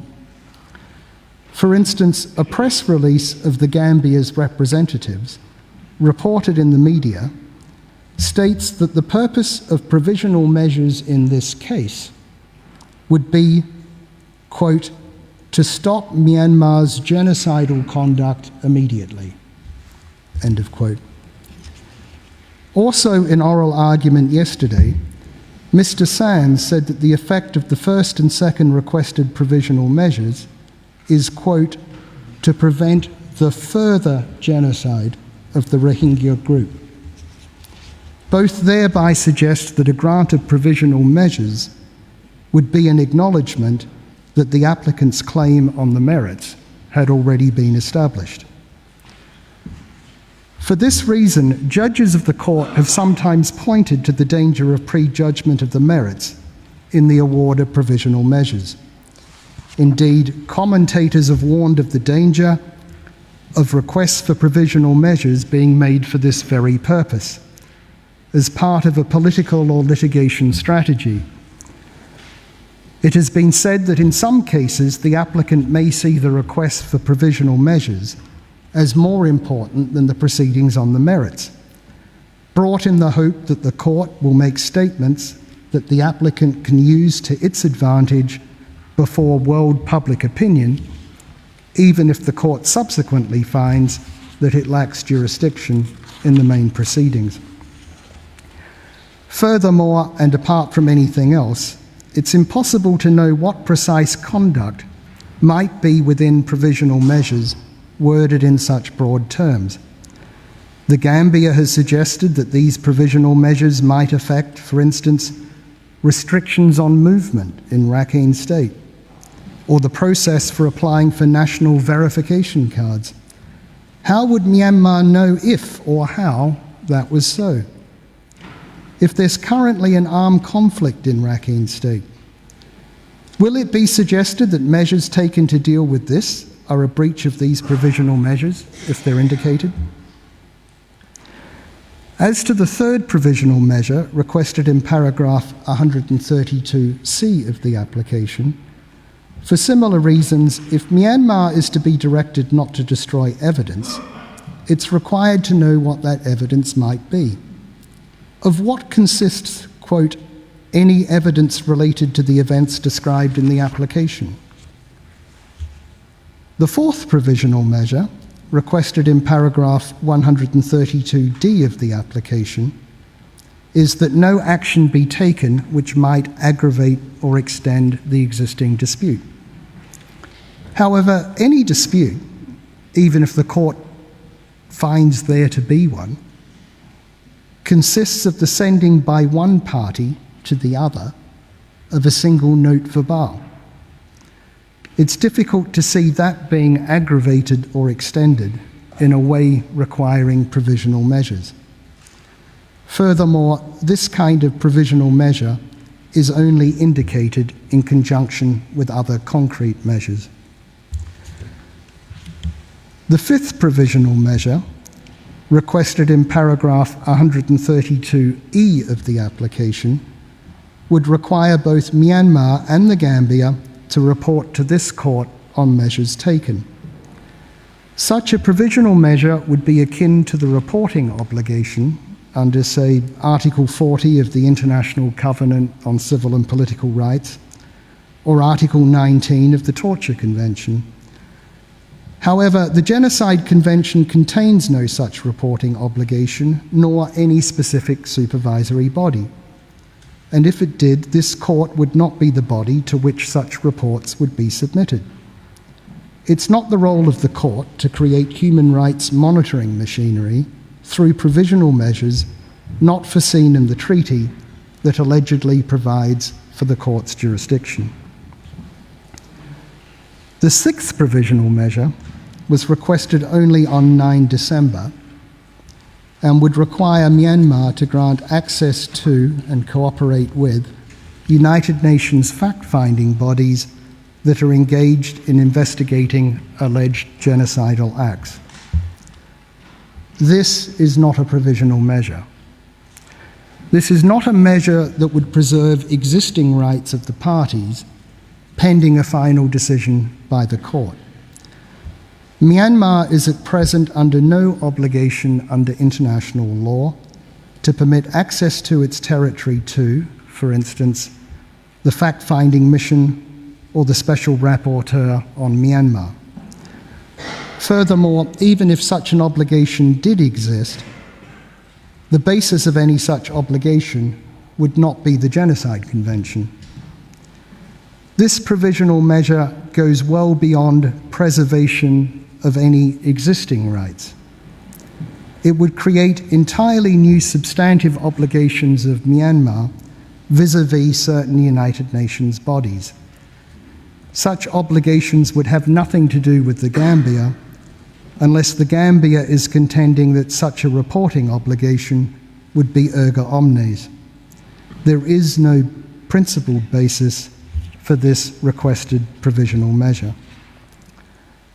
Furthermore, this provisional measure would be a circumvention of Myanmar's reservation to Article 8 of the Genocide Convention, to which I have referred. By virtue of that reservation, other contracting parties may not call upon the United Nations organs to take action under the Charter.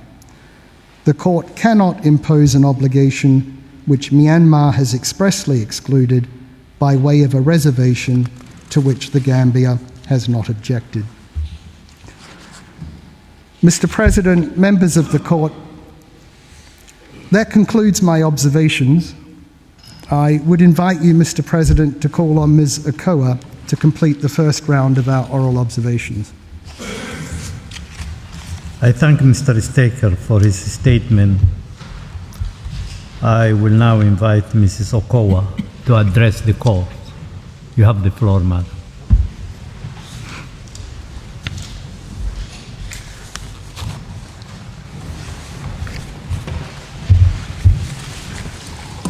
Mr. President, Madam Vice President, members of the court, I appear before the court for the first time. It's a great honor for me to do so on behalf of the Union of Myanmar. I will address you on the last of the prerequisites for the indication of provisional measures, namely the requirement that there must be a real and imminent risk of irreparable prejudice to the rights in dispute before the court gives its final decision. In 4 cases in which a request for provisional measures was not granted, the applicant state had failed to demonstrate urgency of the measures sought. We argue that notwithstanding what you heard from Mr. Reichler yesterday, the case for ordering provisional measures in this case is not blindingly obvious. We argue that the Gambia's request fails to meet the threshold for provisional measures as developed in the court's jurisprudence and fails to satisfy the requirement of urgency. I will develop 4 points in these submissions. The first is that in order to meet the final requirement, the Gambia needs to satisfy the court that there is a real and imminent risk of Myanmar committing breaches of the Genocide Convention prior to the conclusion of these proceedings. Secondly, the current situation in Myanmar is inconsistent with the existence of an imminent risk of genocide. Myanmar is currently engaged in repatriation initiatives to support the return of displaced persons presently in Bangladesh. These have the support of a range of regional and international actors, support which would not be forthcoming if there was an imminent or ongoing risk of genocide. Thirdly, Myanmar is currently engaged in a range of initiatives aimed at bringing stability to Rakhine State, protecting those who are there or who will return there, and bringing to account those responsible for past violence, actions which are inconsistent with it harboring genocidal intent, as alleged by the Gambia yesterday. Finally, the Gambia has failed to provide any evidence to support its claim that the recent instability in Rakhine State is attributable to Myanmar and fails to acknowledge the role of the insurgent groups in the region. I will now turn to the legal principles relevant to provisional measures. The requirements of irreparable prejudice and urgency are well established in the court's jurisprudence. However, it's useful to make 2 brief observations on how these principles apply to the Gambia's request. The first is that provisional measures are indicated only where there is a risk that irreparable prejudice could be caused to the right sub judice. The court would therefore need to be satisfied that there is a real and imminent risk of Myanmar committing breaches of the Genocide Convention prior to the conclusion of these proceedings. All this, of course, is assuming that the court is satisfied that it has jurisdiction, that the Gambia has standing to bring this claim, and that there is a plausible case that the breaches of the Genocide Convention might occur, which, for the reasons given by Professor Chabas and Mr. Staker, is not the case. The second is that provisional measures are concerned with future threats, not past events. The court must be satisfied that there exists today a real and imminent risk of irreparable prejudice to the claimed right. I turn now to address the application of these principles in the circumstances of the case at hand. There are 4 submissions that I would like to develop in that regard. My first point goes to urgency. The decision to launch these proceedings was taken as early as March 2019. The application was then filed as late as November 2019, more than half a year later. So was there something that happened in November or October that made them urgent? If the Gambia really believed that there was an urgent need to protect, would it not have shown greater diligence in bringing its case and its request for provisional measures? The Gambia's request fails to advance a change in circumstances necessitating this application. The second submission is that a number of regional and international actors are currently supporting repatriation in Rakhine State of displaced persons currently in Bangladesh. The United Nations High Commission for Refugees has been at the forefront of supporting repatriation efforts. Together with the United Nations Development Programme, it has entered into a memorandum of understanding with Myanmar regarding the repatriation process in June 2018.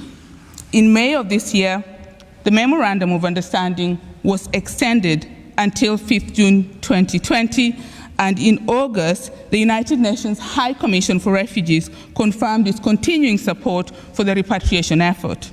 The United Nations Development Programme, the United Nations High Commission for Refugees are currently implementing a total of 43 quick impact projects in Rakhine State.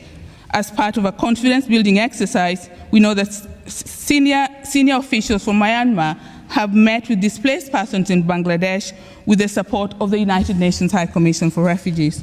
Mr. President, members of the court, it is improbable, to say the least, that the United Nations High Commission for Refugees, an organization with eyes and ears on the ground, will be facilitating meetings between displaced persons with a view to their repatriation to Myanmar. Mrs. Okowa.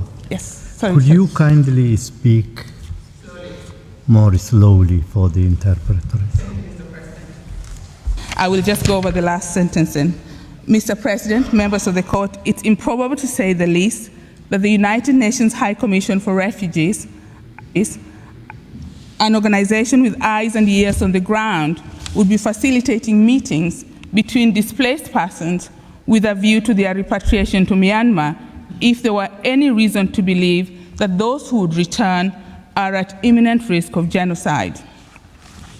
The unequivocal and continuing support of both the United Nations High Commission for Refugees and the United Nations Development Programme for Myanmar's repatriation program cannot be reconciled with the suggestion of such a risk. What is more, in November this year, the Association of Southeast Asian States expressed their support for a more visible and enhanced presence and enhanced role for ASEAN to support Myanmar in providing humanitarian assistance, in facilitating the repatriation process, and promoting sustainable development of Rakhine State. This was the position reached following the deployment of the ASEAN Emergency Response and Assessment Team from Indonesia, Malaysia, Singapore, and Thailand to Myanmar in March 2018 to assess the readiness of the transit and reception centers. In their assessment, the ASEAN team found that systems prepared by Myanmar government for the repatriation of returnees are all in place and operational, noting that it is evident that significant efforts have been made by the government of Myanmar to facilitate a smooth repatriation process. Bangladesh, the country that has borne the brunt of the crisis, has also entered into a memorandum of understanding with Myanmar to provide an organized framework for repatriation of displaced persons. Under the memorandum, there shall be no restrictions on the number of persons to be repatriated as long as they can establish bona fide evidence of their residence in Myanmar. This is proof of the fact that Bangladesh, as Myanmar's close neighbor, is not of the view that Muslims are at risk of imminent genocide should they return. Mr. President, members of the court, neighboring states have also provided for the repatriation effort.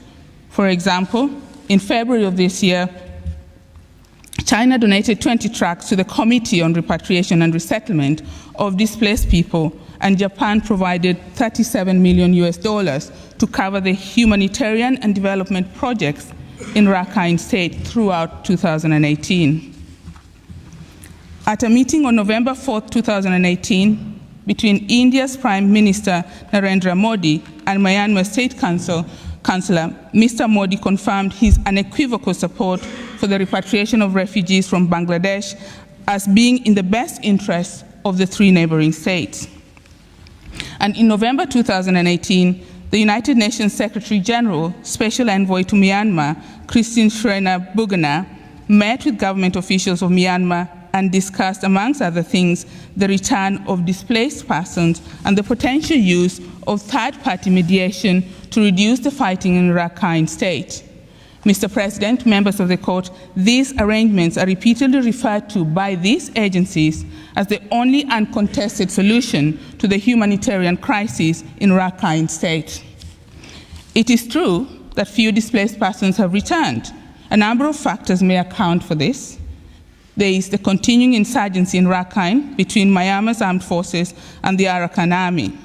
Secondly, the displaced Muslim residents of Rakhine have made their return conditional on a number of demands, including the grant of full citizenship, their recognition as a distinct ethnic group, return of land, and compensation for past injustices. These demands sit uneasily with the suggestion that they are at risk of imminent death.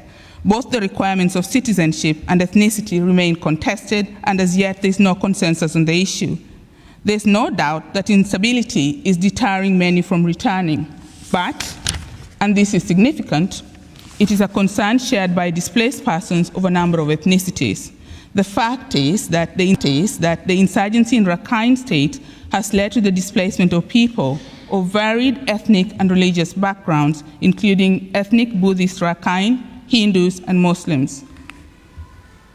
It's not the case that the region is dangerous for Muslims, but safe for other ethnic groups. Yet you had not a word yesterday the plight of other communities in Rakhine.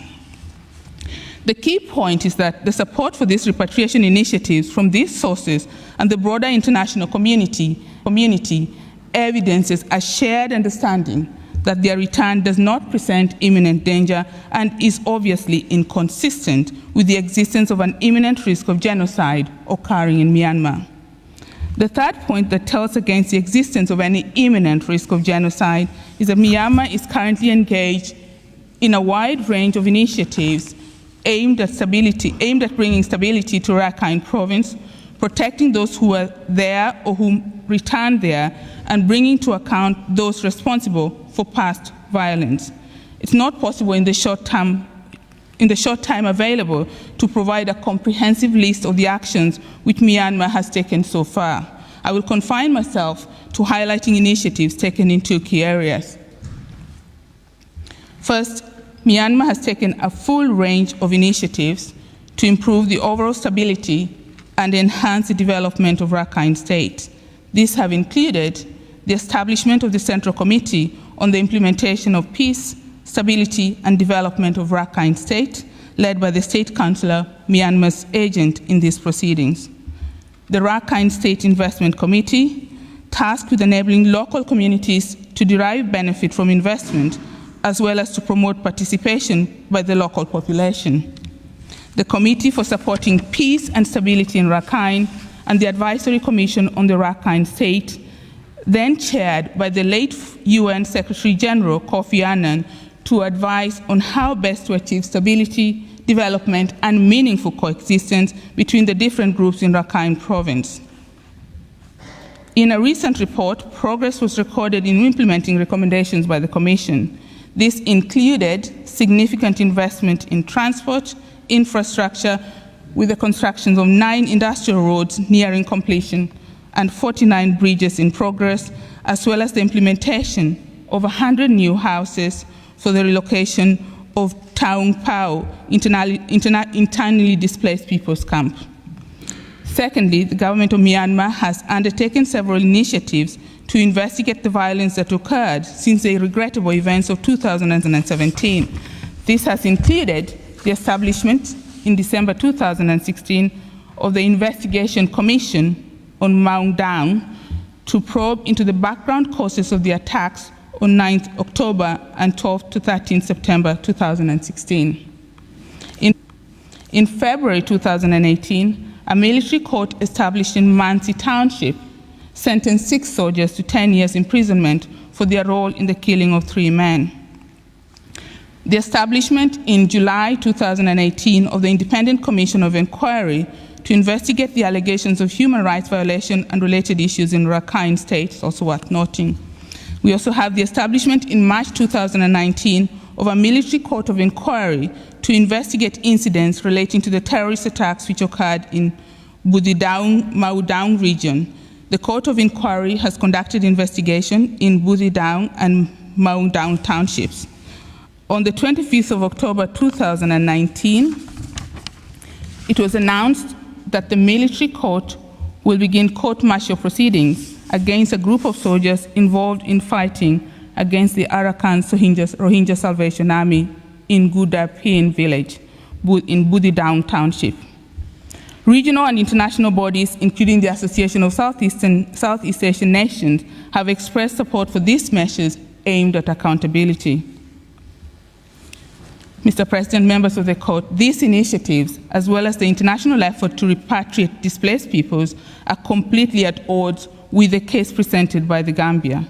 If the Gambia's allegations were to be taken at face value, it would have to follow that in all of the aforementioned initiatives, Myanmar is acting in bad faith, participating in all these initiatives, whilst in truth harboring an entirely inconsistent genocidal intent.